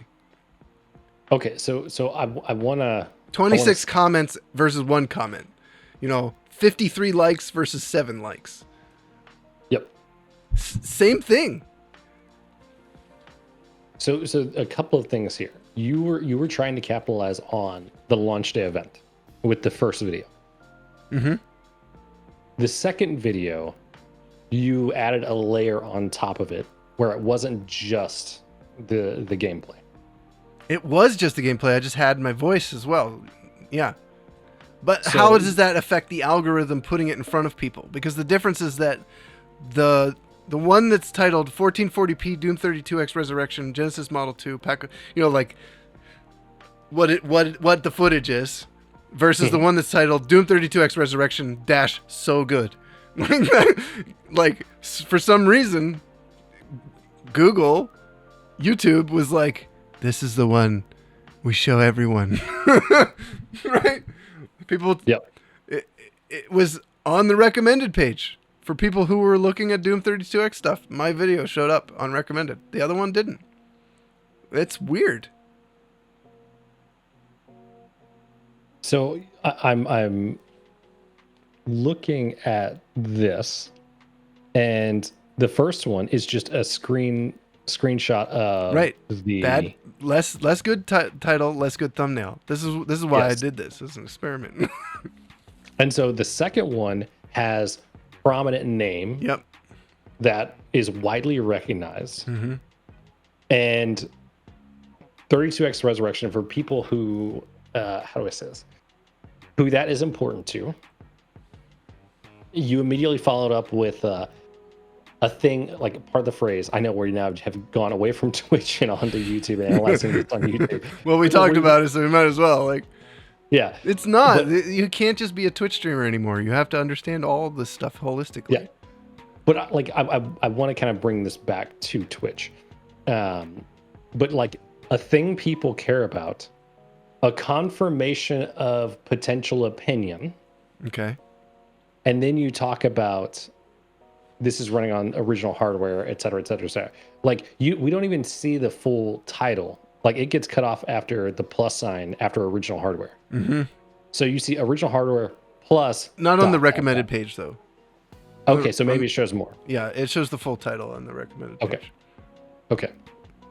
And so, like, this was something I was wondering about. Yeah, so you just have RetroSync 5X after that. Something I was wondering about from a Twitch perspective is, like, I ran the calculations at one point. It was like, you get between 31 and 33 characters of length, depending on, how wide those characters are. How do you... The way people look at your block on the browse page in a given category is thumbnail, then title, then streamer, move on. And you have about a second and a half, maybe 2 seconds to make an impression where somebody actually decides to watch your content. You mean on the thumbnail side, on the browse page? On the browse page. So if I open up Yeah. the browse page, there's a quick scan, something catches my eye, and that whoever that person is has about a second and a half or 2 seconds. And I'm gonna bring up, like, I'm gonna talk about why I believe that's the number, and before I move on as a random viewer, not necessarily me specifically, but going back to the thumbnail thing, the 2 seconds, why I keep bringing it up is Netflix ran a whole bunch of research on this and found that people make their decisions about thumbnails and whether they want to engage with that content in like 1.8 seconds, 8 seconds. And so if you only have basically 2 seconds to capture somebody, how are you capturing it when all of the thumbnails look the same? I know, right? Especially on Twitch. But that's exactly it. Do you think Twitch would be an easier platform to grow on if they changed that one thing? If you could upload a custom thumbnail, Yep. 100%. I think it would create like a very. I think if they're gonna do that, it has to be dynamic, where it shows the custom thumbnail, and then when you mouse over it, it shows the live state of the stream. I agree. So you get like the live thumbnail versus the uploaded one. But I think that would just also make Twitch look horrible. Like YouTube. the YouTube live section, the thumbnails are, it just doesn't feel like live streams when there's a thumbnail like that. So, no. I don't know how to fix this, because it's like the thumbnail thing sucks. It's great for YouTube, but it's terrible for live streams. I like the live thumbnail thing a lot because I get a better sense of, oh, this probably is going to be a good stream looking at, but that's me as a person who understands what works and what doesn't. This has me thinking about if all the thumbnails look the same. Like I think there's a tipping point where it goes from I'm an unknown streamer to I'm leveraging the people who are starting to get to know me. Like I'm an unknown streamer with 0 viewers streaming in a small category. And going back to your thing about game selection, to I now have 10 viewers and I'm streaming in a slightly bigger category, to I have 20 viewers who I am streaming in a slightly bigger category, to 50 to 100, et cetera, to a point where you as a name on Twitch are known. Yeah. And the reason why I'm bringing this is it just dawned on me, like, if everything looks the same and all the titles are gibberish, why am I going to click on you? Well, it's not that they look this, with the thumbnails. You're talking about if they had the thumbnails that they look the same? Like if I go to like a random category, it kind of feels like everything looks the same. Oh, right now, everything kind of feels like it looks the same. Well, the things that stand out are good camera size, position. That's really the biggest thing. And overlays. If you have like a stupid mass amount of overlays and people can't see that you have a camera or can't tell within 1.8 seconds that you have a camera, yeah, it's GG. Nobody's clicking. If they can see clearly in the thumbnail that you have a camera, maybe even see your eyes, that's gonna help you get clicks. And then if your title says something like, a bit enticing, like you're saying opinion could be good. Like a short summary. I like this. I don't like this. Do I like this? That stuff can be good. So do you think there is something around title selection that could bump up? Of course, it plays a role, but I just don't think it's the exposure level that people need is not going to happen at a rate that is reasonable for most streamers, because people get upset and they get bummed out that it's not working. And then they try something else and then they ruin their momentum because of one bad day on stream. And YouTube, that won't happen. If you have an underperforming video, you just try to make another one that doesn't underperform and figure out what made it not underperform. And then the algorithm doesn't punish you as bad. My YouTube channel's ancient. It didn't matter. Each video is what matters. The success of each video is its own thing. And you could have an underperforming video and it's not going to kill your channel. And streamers will kill their own channel because of one underperforming stream.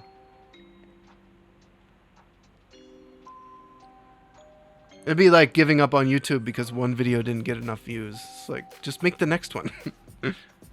Right? Yeah, for sure. Like, I think because you are detached from the performance. You know what I mean? Like, more so, yeah. If I upload a video, I've had time to like review that content, edit that content, et cetera, et cetera. It's not as real time. And so would it...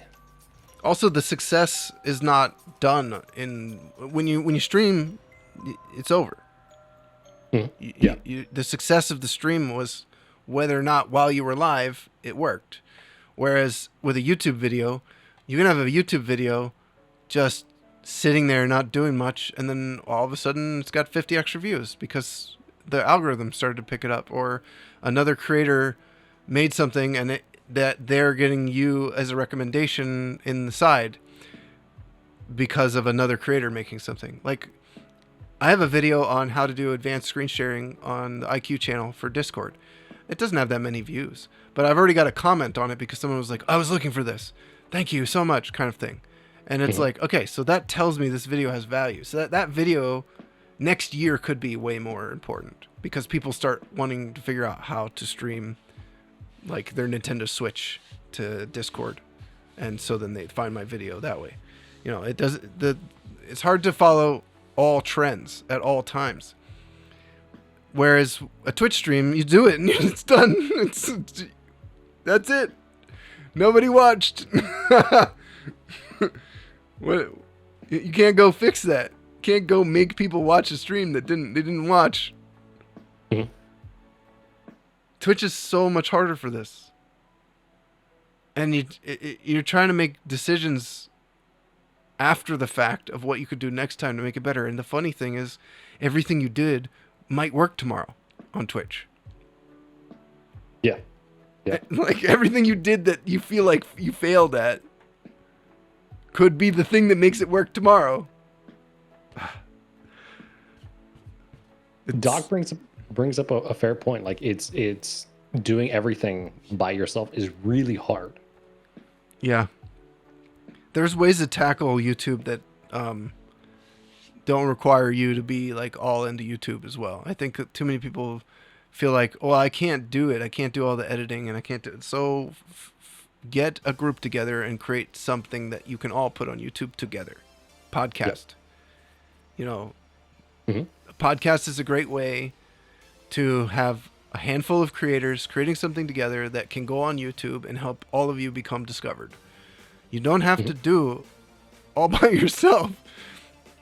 You don't have to go make YouTube videos like a professional video editor either. Just use OBS and record a video and put it on YouTube. It doesn't have to be highly edited and crazy or anything. You don't need to do any video editing at all. Just leave your mistakes in. Make it while you're live. A 12-minute video is 12 minutes of your stream. Yep. Just try to gear the content on that 12 minutes towards the YouTube video. Hit record and put the recording on YouTube. It's not that hard. It's really not that hard. Makes sense. Again, it is possible to grow on Twitch without using YouTube, but it is so much harder. And once you have success on Twitch, you're still going to need to go and make stuff on YouTube. You don't get to skip it, right?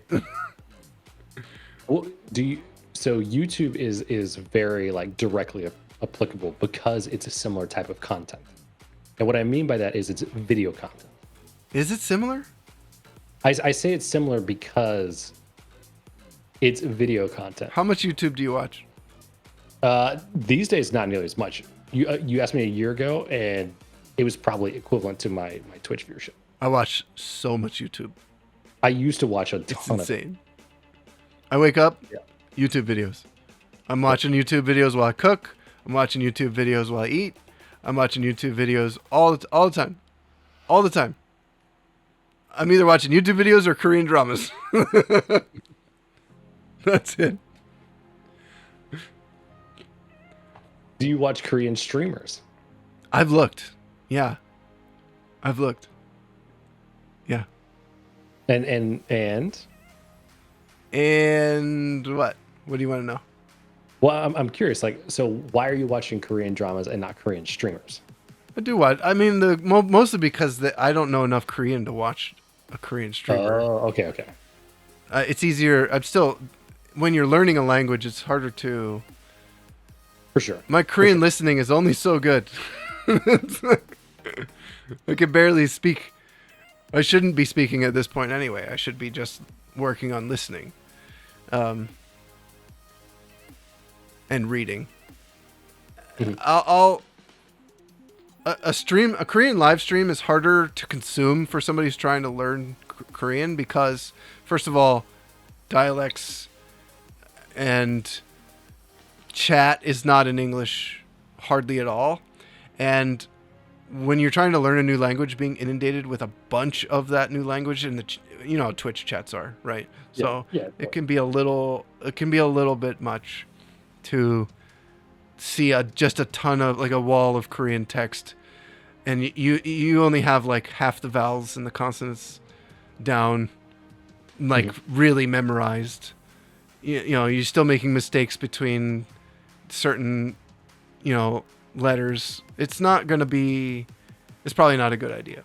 But whereas Korean dramas, you hear the same phrases over and over. The subtitles are usually close enough to kind of give you an idea of what's going on. Although Netflix is really bad for Korean drama, like learning Korean.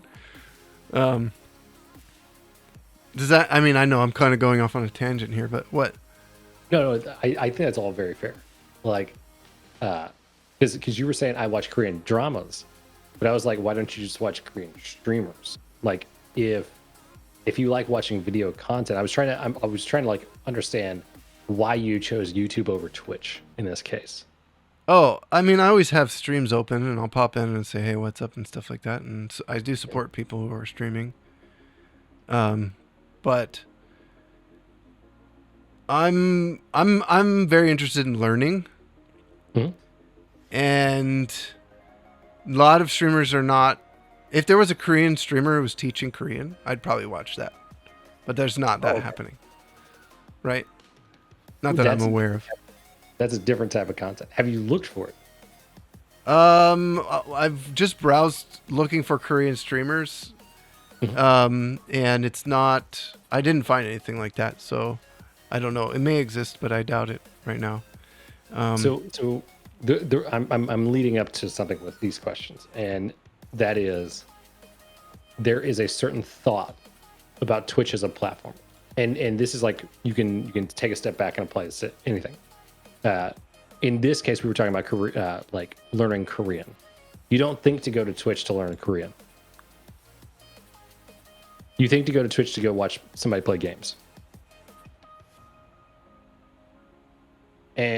Or if you're trying to like learn something, you can go on YouTube and type in, how do I fix, my drum brakes on my insert random vehicle here? Right. You know what I mean? And like, is it in the mind share of people who are consuming content on that platform to go to that content for what you're trying to create? Is kind of what I'm getting at. Yeah, I'm not.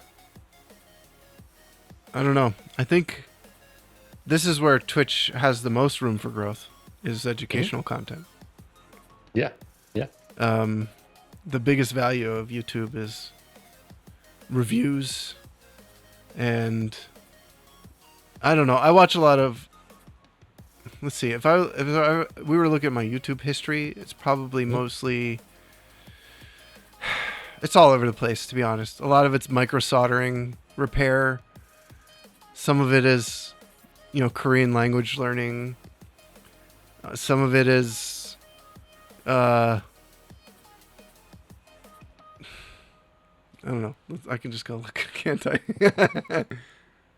But like coming back to the conversation on about Twitch. It's not on Twitch. The content I'm consuming on YouTube is not on Twitch. Yeah. Yes. That's the thing. And that's tech the thing news. I mean, some of it is, but I'm not really interested in watching a live format. I don't even watch like the big tech live stuff, like Linus Tech Tips live broadcast, whatever it is. I'll watch the clips. And I don't watch it either. Right? Yeah, but like I'll watch their like highly polished YouTube videos that their team of 20 worked on. Right. But like,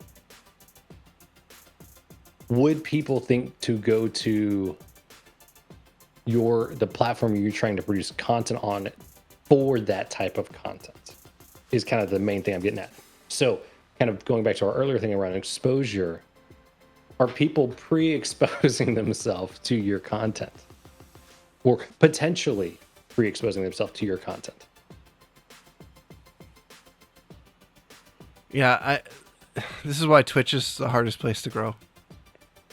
It's not easy. Yeah. Okay. Like let's switching gears here. And if we need to wrap up or whatever, it's totally fine. Yeah, we will need to soon. It's my dinner time, but that's okay. But realistically, I could talk to you forever about stuff, but oh yeah, I have to totally. We could go on and on about this. But like the thing I think is probably actually a topic for another time is once you've got somebody in, is your content like we talk about sticky and slippery content, but looking at your whole offering, is it something that's going to draw somebody back in? Why do they come again?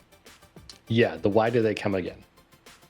People put too much stock and value in their personality, which requires too much time to grasp and have that connection, to have the why they come again for the new viewer, right? You get to establish a rapport over time. The problem is if you can't do that with every new viewer because it requires them to come back. So you stream has to have a reason for people to come back so that they do get to know you and you're the reason that they're there. Do you think that streaming is too slow? Like it's not engaging enough to get somebody to be quote entertained to want to come back, to toss you that follow and then come back, another time whenever you're live. Yes, yeah, probably is too slow. Like I could watch. There's probably 100 different Fortnite streams on right now where I could be impressed with the gameplay. Mm-hmm. And so I don't need to come back to the same stream. I could just turn on a different one. And variety is the spice of life. So why do I need to watch you again? This guy's getting headshots too, like you were yesterday. Mm-hmm. The Rocket League was a little better for this, but it was still pretty populated for streamers. But and Rocket League, you have definite skill divides between somebody who's good at Rocket League and somebody who is like freestyle, crazy good, and a pro, and that allowed for a lot more flexibility in why someone would come back, because you can only really watch a handful of people do certain kinds of things in Rocket League. Whereas Fortnite, the ceiling, the really, really, really, really, really, really good players, there wasn't as much that divided from the top end players from the tier right underneath of them. There was some, but it wasn't as obvious and simple to pick out either. Whereas in Rocket League, it becomes very obvious because the guy's got the ball on the ceiling for forever, and that you don't see that very often. Whereas like the crazy building and the breaking and stuff, like a really good player could pull some of that stuff off that the pros are doing. The pros are just more consistent. So your gameplay is not enough of a hook. That's kind of what I'm getting at. Unless it's a very specific speed running, like field expert, right? Crazy Rocket League player. So I think you're nailing down like a way to critique your own content. Yeah. Oh yeah. People need to figure out what you need to be more realistic when you approach your stream about why people will come back and what's valuable about it. And your gameplay is always going to be not enough. This is a really good point. And the reason why I think it's a good point is the gameplay is kind of like fodder for you to work with, but it is not necessarily the thing why somebody is going to come back time and time again, unless, like you said, like you're a field expert. I went to a comedy show recently and they were just asking, like, at a certain point, probably 30 minutes in to the set, the headliner says, what do y'all want to hear about? And he's like, well, toss me out a topic and we'll see what happens, kind of thing. And Danger. people are right. People are talking about they're like, oh, the economy, or I think somebody mentioned Rittenhouse or whatever. And I forgot there were a handful of things talked about, and that, like, having to work with content that pops up on the fly is a very hard skill, especially in a setting like a comedy club, where you've got to say, okay, I heard this, I'm going to rumble it around in my brain and then say something that's funny, that hooks people in and keeps the laughs going. And with content, I remember, like, with like YouTube content, like we've so fried our attention spans that videos that do well are on average changing every 6 seconds, like visually changing every 6 seconds. True. And how do you think that translates to Twitch? It's hard because Twitch. This is what I was trying to tell people. I just said it through like a really snarky tweet, a couple weeks ago, or maybe last week or whatever. And I just said, the reason people aren't watching your stream is it's boring. It's completely fair. That's the reason. It's boring. It's easier. So it's not actionable, unfortunately. But it's a tweet. Yeah. I don't know how to make tweets actionable ever. All they are good for is being snarky and hoping somebody someday will be like, how do I make it not boring? What do I do to fix? Okay, so like I want to bring up this, because this is what we're doing over and over and over. Is we are saying, insert hot take here, or insert everything, insert something everybody knows here, and we're trying to run with it, and we're trying to, like, drive off of it. You know what I mean? Mm-hmm. Like, so your stream is boring. The first thing somebody slaps back with is, okay, how do I make it not boring? And it's an incredibly hard question to answer for a variety of reasons. Yep. it's the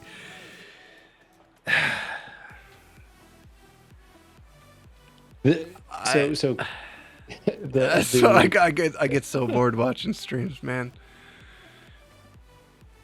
Okay, so when are you not bored watching a stream? I asked this, like, not in jest. Like, I realized as soon as that popped out of my mouth, like, how do you take it? But no, like, what is an engaging stream? A good engaging stream is like a good song. It has a flow. It has a rhythm. It has breaks. It has beats. It has a life to it, an energy, like a song, and it has. There's a richness to it. There's a depth there that both the streamer seems both vulnerable and engaged and open at the same time. Not just I'm laughing because the cat. tunnel vision into the game. Yeah. I'll just make it easy, I'll just zoom it out so we can all stare at the cat. See, you're halfway through this thing and I just focused on the cat. Yeah. Streams are boring. I'm so bored because you're playing a video game. That's why I'm bored. You're just playing a video game out loud. Right? Okay. You're just playing a video game out loud. You might as well be in the middle of reading a book out loud. And I missed the first chapter. Is this why you think the hot tub meta was so successful? Yes, because streaming is about making a connection with the moment and making memories. It's not about the game. Mm-hmm. The game is just a like you said, fodder. It's just there. It's not. The game is so unimportant unless you're a field expert or you're teaching. But then it becomes more obvious the value right away, and I'm not bored because you're teaching me something.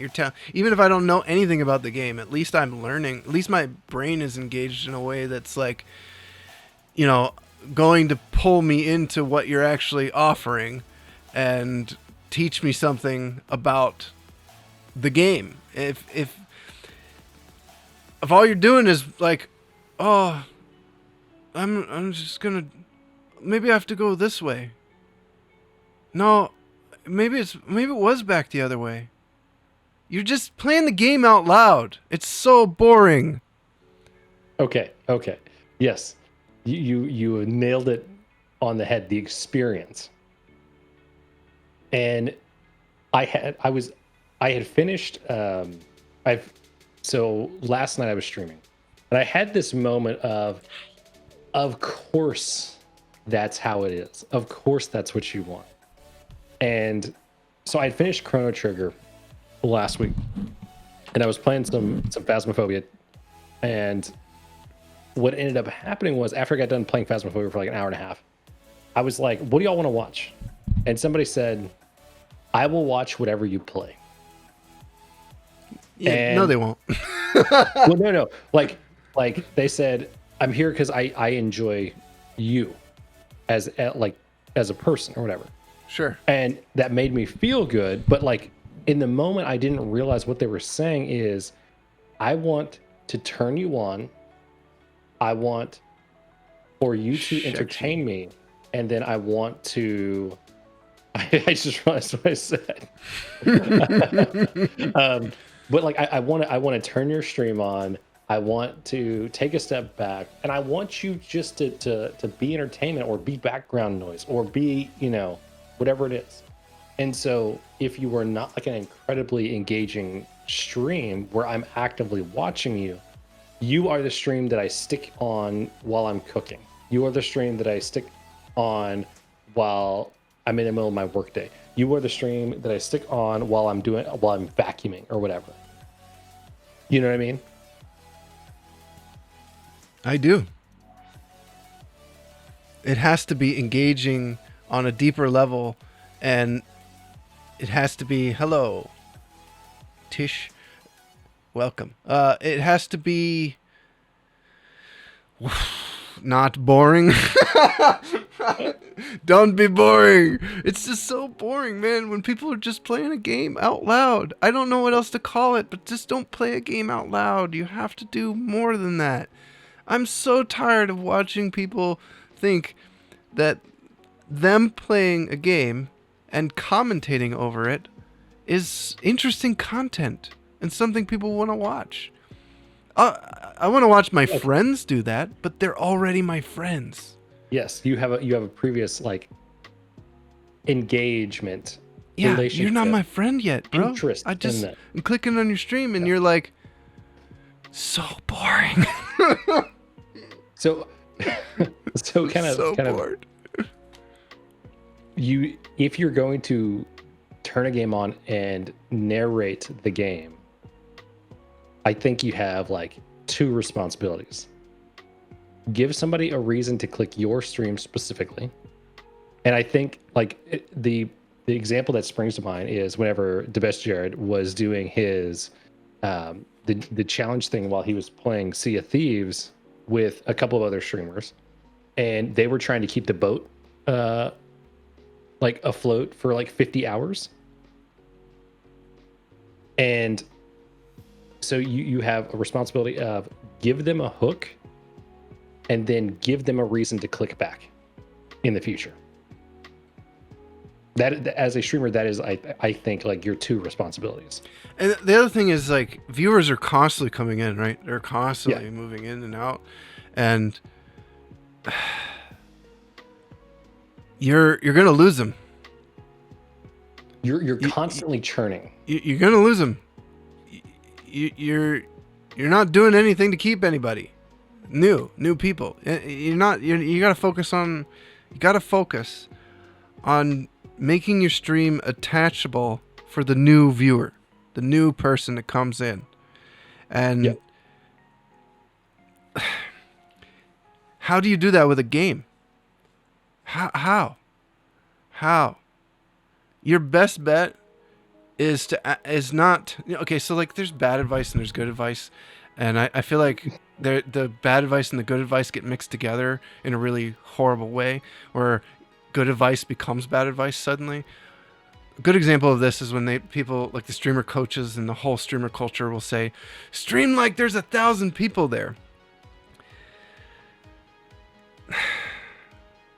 So then the streamer gets like really awkward and cringy the whole time, right? Like, they're just like, oh, what's this? Oh, they're just like hyper animated and like forcing this like reaction. Mostly because that streamer is probably doesn't have anything valuable to give or share at all with what's going on. There's no insights. There's no depth, and they don't have anything. So maybe what you're streaming is wrong. Maybe if you can't dig deep and like go into what you're doing at any level, then you should probably figure out something you can stream that will allow you to do that, because that's the thing people want to engage with. The thing is that you're a mind. We all feel like we're people in bodies and stuff, but really this is all about the mind. We're all these mind creatures of mind and psyche, and that's the thing people are going to attach to. And if your mind is just like this bland, buzzing nonsense emptiness of, oh, look at this chest. Maybe there's something good. Oh, okay, I got some rupees. Like, you're killing me, dude. Like, how many people just clicked off your stream already? Yeah. I'd rather you sit there and talk about aliens while you're playing whatever game you're playing than and have it have nothing to do with the game whatsoever than to be boring that way. That has its own problems, but I'd rather that problem exist than I'd rather be talking too much about something that's not unrelated to what's happening than playing whatever, just dragging people through whatever game you're playing and hoping that the game is enough to engage everyone. You know, even it sucks because I watch streamers make my favorite games boring. Like, this is my favorite game and you made it bad.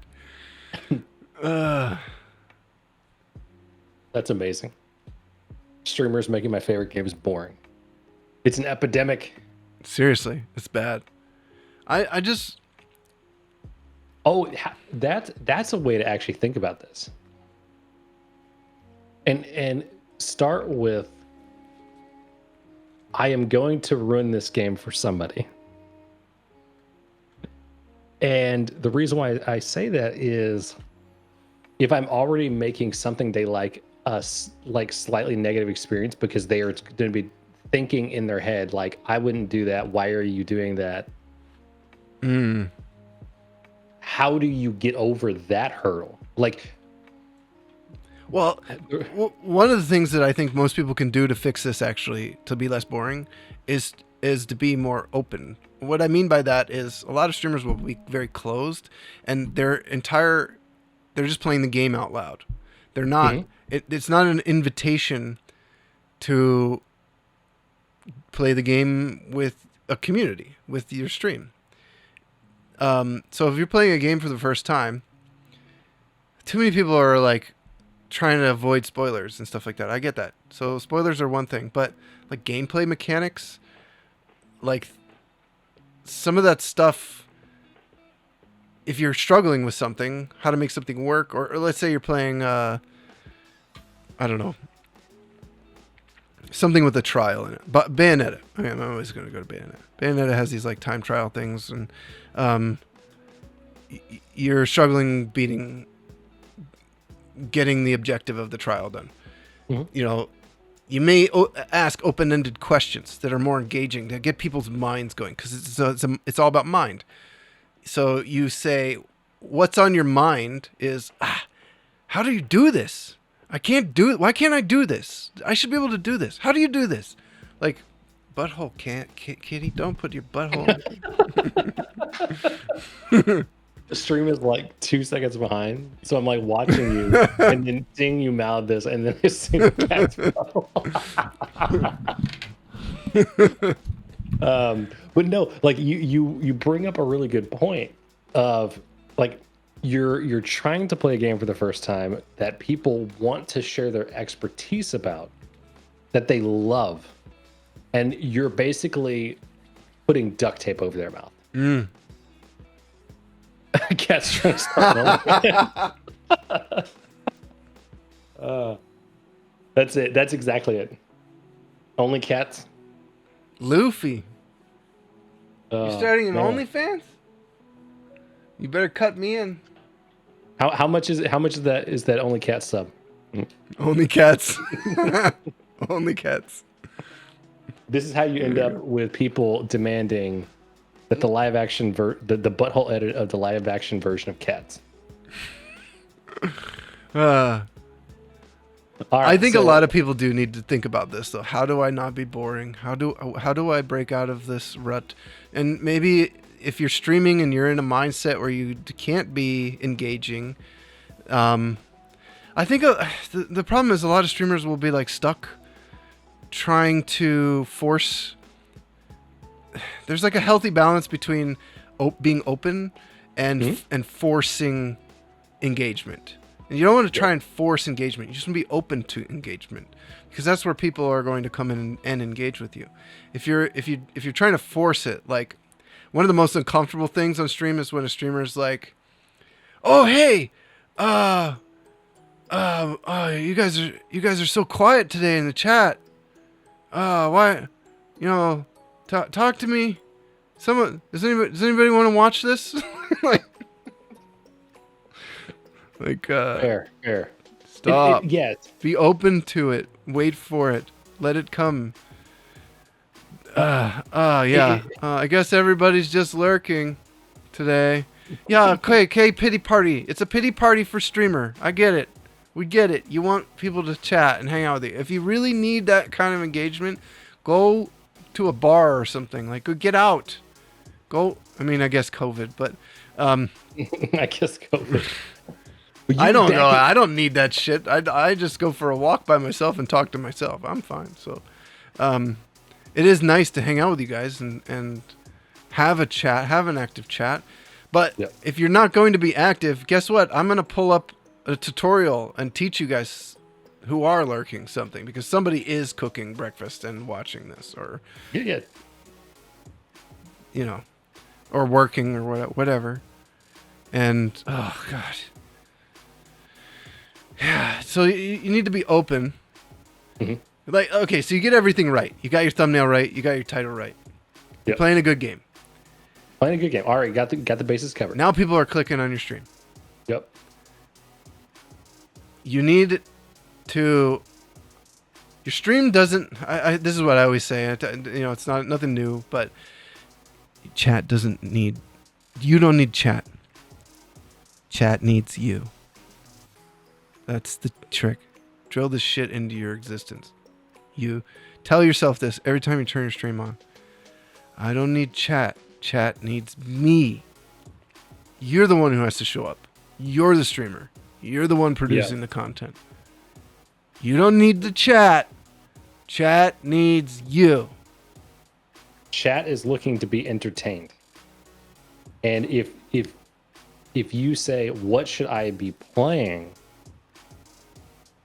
That means I don't have a direction for where this train wreck is headed. Coffee's for closers. Coffee is for closers. That's right. Hey, whenever I first got started streaming, I read the chat list, the viewers in chat, quite often. Turn your viewer count off. Yep. Close the chat. Turn it all. Just get rid of it all. Get rid of all the stuff that gets into your head about it all, and make a good stream.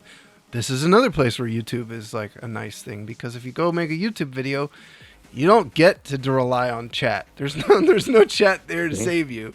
There's no energy for you to feed off but the one that you create. And that's what a good stream is. A good stream is somebody who's creating that good energy so that new people come in and they're like, ooh, I like it here. I like what this is. There's a flow here. There's an energy here. I can slide in. I can slide into this. I can. It exists and I feel it. What am I feeling here? I'm feeling something. I'm attaching to something here. If you're waiting for a chat to show up so that you can do that, you're killing all the new people that are clicking on this thing to try and figure out whether or not they want to follow. This stream, I'm so torn with this stream because I feel like I don't want to care about the growth and I don't want to focus on any of that stuff, but I feel like conceptually this could all be played out as a good example for people here on this stream. So I'm torn because I don't want to sacrifice what the stream should be and what the example of this stream should be. There's almost a conflict of interest, right? This stream is a conflict of interest. Yeah. Well, you bring up a very valid point, and because you part want this thing to be a discussion. You part want this thing to have direction in it, and that's really hard to do. Like, if you want to just be like hey, everybody can pop in, then there has to be like hey, we're talking about this topic, and it needs to have like,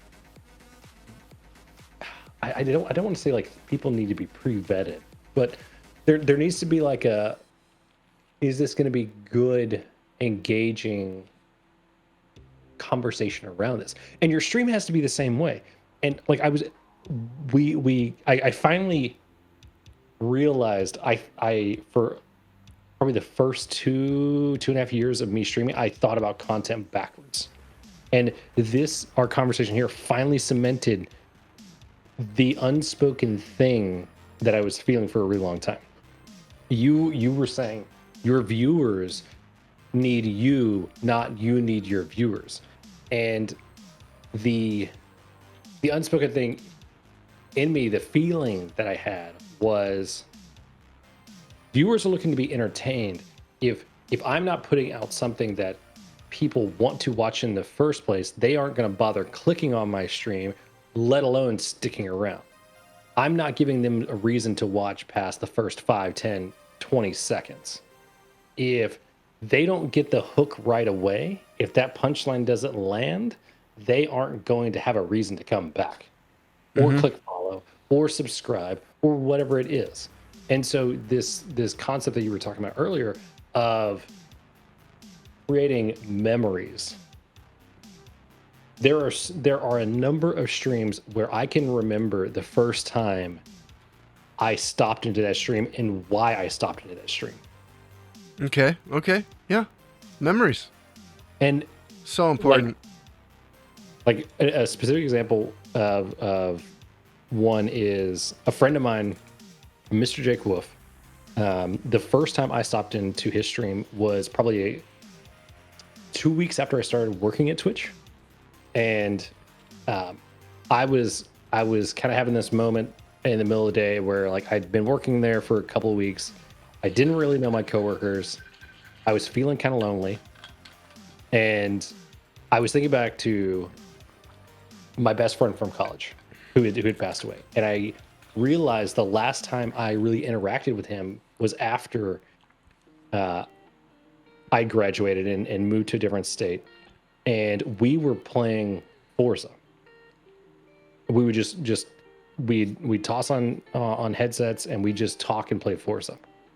And I would just happen to look up Forza because that was the game I was thinking about watching that day at work. And I popped into his stream, and it felt like a friend. It felt like somebody who I could get along with, somebody I could go and grab a beer with, somebody that I could have good banter back and forth with, somebody that like I wouldn't mind hanging around in real life. And Mr. Jake Wolf like nailed that feeling, like right place, right time, right personality, and it just hit. And I watched his streams basically until he stopped streaming.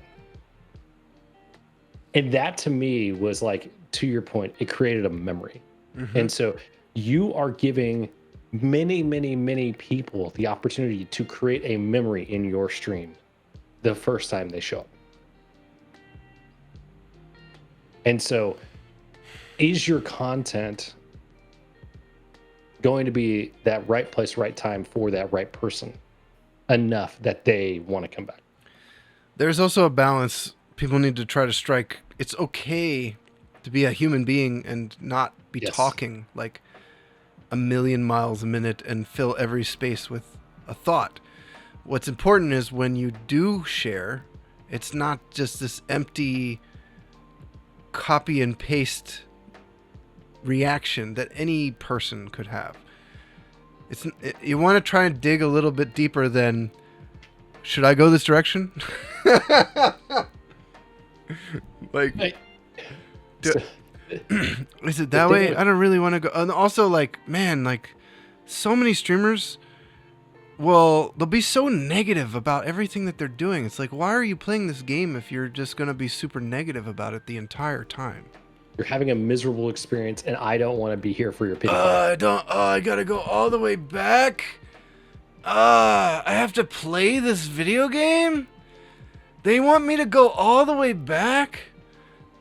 Okay, I'm even playing that up. Man, that might be more entertaining than I've seen these other people do. Because it's just like, oh, I have to go all the way back?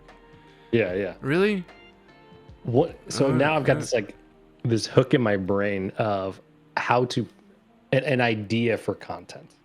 I mean, if you're going to be critical of the game, then become critical of the game. Spend time going, oh, I really hate when devs do this. Now, see, there you're sharing your mind when you go that route, and you're like, okay, I have to do so much backtracking in this game. It's insane.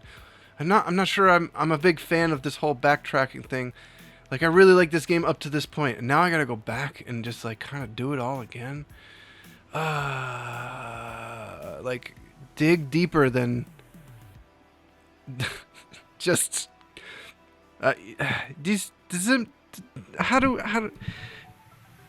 don't be boring. Well, like kind of you hit a point there for sure of like, you are sharing your experience to a viewer. You are opening up. You're saying, hey, I like this, I don't like this, I want to do this or not. And it's also a good chance to engage chat, right? Because you could be like, yes, how do you guys feel about friggin' backtracking in games? Are you guys okay with this? Is this what you want? Or do you want more levels? it could be a great opportunity for you to engage with chat to see what games they like that are similar to that they might want to watch. Yeah. By saying like, hey, this part of it's like really killing it for me, and I would love to play a game like this. Okay, but we got to finish. But I want to ask you a question. Yeah, totally. How do I like we covered enough? I think this is a very good topics. We dug deep. Yeah. How do I balance what this stream should be and what this stream is properly? Do you feel like I basically chat's there, chat's happening. Mm-hmm. I'm not treating it too much like a stream. Should I lean more in the stream direction? Because what's going to be happening? Were you here for the announcement with this? How I'm changing this up? No, I wasn't. Okay, so this might actually fix this anyway. I don't know. We'll have to see. But the idea is I want to create the first part of this stream on Friday is going to be about workshops and digging deeper and diving into things that streamers do need to understand. Yeah. They seem like they're not a big deal, like panels. I'm going to spend like a good half an hour going over what, where, when, why panels so that people can make good decisions with their panels. Not just like do this, but like what is the value of panels? Why you should take care to make your panels good? What are mistakes that turn people away from your panels? That kind of stuff. So obviously panels is probably the first one we're going to be doing. And then I'm going to give a small sectional workshop on how to make a panel. Like we'll all use a free program together. People can just kind of follow along with me and make a panel, so that everybody is equipped to both approach fixing their panels and creating them, at least to some degree. And so like that'll be like the first maybe hour and a half, probably the first hour of the stream. Then the next hour of there'll be like a half hour warm up, obviously, and then there'll be like an hour of that, and then there'll be Q&A section basically. That might solve this whole issue a bit, where it's like, because right now we're just kind of like a casual impromptu discussions about things, and chat's there and chat takes part, but it's more like a podcast. It's less like a stream. What do you think? Yeah, so it gives direction for sure. I did see you mention this. I thought you meant like at the beginning of the stream today. I did. Whenever you said like the announcement. But I remember you mentioning this somewhere. I forget exactly where. But I do Last remember week. seeing it. Yeah. Okay. Yeah. Because the channel reviews were like they're not doing what I want them to do. And if somebody's like, panels are bad, I'm gonna be like, here's the workshop. Right. Like, I like the idea, and I think it comes down to the execution and how valuable it's going to end up being for people, because it could be one of these things where this turns into great YouTube fodder. Mm-hmm. I say fodder in the best way, but like, here is something you can point somebody to. And whenever you ask about this, we're first going to point you here. Mm-hmm. And then like you can ask intelligent questions after the fact. Right. Exactly. You know what I mean? Yeah. And then you can start saying like, okay, assuming your panels are good, assuming, you're trying to aim for this, that, and the other content, does it all seem cohesive? You know what I mean? Mm-hmm. But no, I like the idea of like, we're coming in with a targeted topic. We're going to do like a 3-part thing where there's the theory, the practice, and then the questions. Theory, execution, and questions. Yeah, I think I also need to cut these streams down to be more digestible. 4 hours is a long time to talk about anything. Because you've really had like 3 separate streams in here. Right. Exactly. Yeah. But that's okay, because this whole thing is brand new, and I want to get going and refine as we go. I think that's a great process for something like this, because IQ is not, like we said this before, it's not about having the answers, it's about figuring out the right questions so that we can find the good answer. And the good answer is a lot of things a lot of the time. So, yeah. Okay. Well, yeah, I'm trying to figure out the right balance between this being a live stream and this being educational, helpful content and conversations. So hopefully we'll find it. Anyway, thanks for hanging out with me today, and as always. It's always good insight to hear from you and your perspective and stuff. You always have you're good at the questions. You have good questions. So. Well, thank you. I appreciate that. That could be my hook, Sonny. That could be my hook. Good. I have good questions. I have good questions. Come ask me. Or come answer them. I really do want to drill down more later, and maybe another thing about the boring thing, because like, I think we were hitting on stuff for sure. I think I don't want to go. This is such a huge rabbit hole, right? But before you go too deep into it, collect your thoughts. It's just so easy to become boring as a streamer, because it's so easy to just be live. Yes. And lose your momentum, and it's like almost like better if you would just not stream for 6 hours and then you have less of an opportunity to end up in the boring energy space where you're not really open and engaging, and there's no depth to what you're producing anymore. Your stream is just you playing a video game, which is fine. If you're gonna be a hobby streamer, fine. I don't care. Do that. Do that. Let your friends hang out while you watch a game. Be boring. I don't care how boring you are. But if your goal is partnership, That's the person I'm talking to. Don't be boring. Love it. Love it. Right? I think there's so much room for hobby streaming. You can be a hobby streamer and have my whole setup. Totally. You could be. I'm like a hobby retro gamer, and I have like every retro console. I have a Mister, right? Yeah. So I get it, and I think there's a ton of space for hobby streaming, and I think you should do that if you really enjoy streaming and want to be doing that. But if you want to be a partnered streamer and a content creator for a living, then don't be boring. Don't be boring. That's the thing. And if anybody ever asks, we're going to point them to this video. Right. It's 4-hour long tirade about being boring. That's the title of the YouTube video. Don't be boring. That's right. All right, dude. Your Twitch stream is so damn boring. Okay, we're ending. I gotta go eat dinner. You guys have a good one. Thank you for hanging out, lurking, asking questions. If you guys are interested in joining our community, you can go to infinitequality.live. You can apply to be a member. You have to be a Twitch affiliate and not breaking TOS and be willing to join a community like this. That's pretty much it. So if you go through the application process, you're pretty much close. We'll see. We always vet everybody who tries to join IQ just to make sure that you are who you say you are and that you're serious about the things that you could learn from us. The other thing is we have a great podcast on Wednesdays. You can join us live on Twitch for the podcast at 4 p.m. Pacific. Do whatever translation of time zone you're in it from there. And the last podcast, all the podcasts are available on YouTube, Spotify, your favorite podcasting store where you can go buy your favorite podcast episodes. We're there and they're free. Spotify, Spotify is the only place I think people will listen to podcasts. You can watch the live ones, the recording of the podcast, the video form on YouTube, and you can join us live on Twitch. We've got once a month art streams, which will be coming up for next month. We've already done this one this month.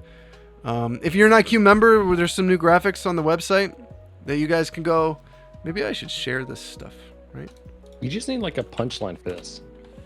Don't be boring. Don't be boring. Find us on all the podcasting platforms.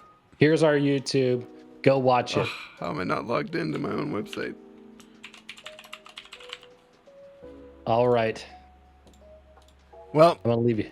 Yeah, you have a good one, Noji. Thanks. I'm just wrapping up with the final say here. So Yeah, no worries. I'm gonna show people. We've got the members site. We've got some stuff. You can catch all the stuff that we do here. If you go to the stream upgrade section, you will see all the beautiful graphics and stuff that is available for you all to use on your streams. We've got some just wonderful things here from the artists that they contribute so kindly to the community. There's animations, graphics, panels, all kinds of fun stuff. So check out that. If you're a member of the IQ community, you can always go there. And now I'm Streamception. Man, did I cover everything? I think I covered everything. YouTube, the YouTube. Go check out the IQ YouTube channel. Do you have an You're Instagram? probably on YouTube. Yeah, don't worry about the Instagram. That doesn't matter. Follow us on Twitter. YouTube's the most important one because I'm making videos. That doesn't matter either. The YouTube, we have once a week I put up tutorial videos on how to set up things in OBS or do advanced screen sharing with Discord. All that beautiful stuff. So go check out the YouTube. And that's it. Thank you so much for joining me. And I'll see you on Wednesday for the podcast and next Friday For the Not Boring Twitch stream show. That's right. Don't be boring.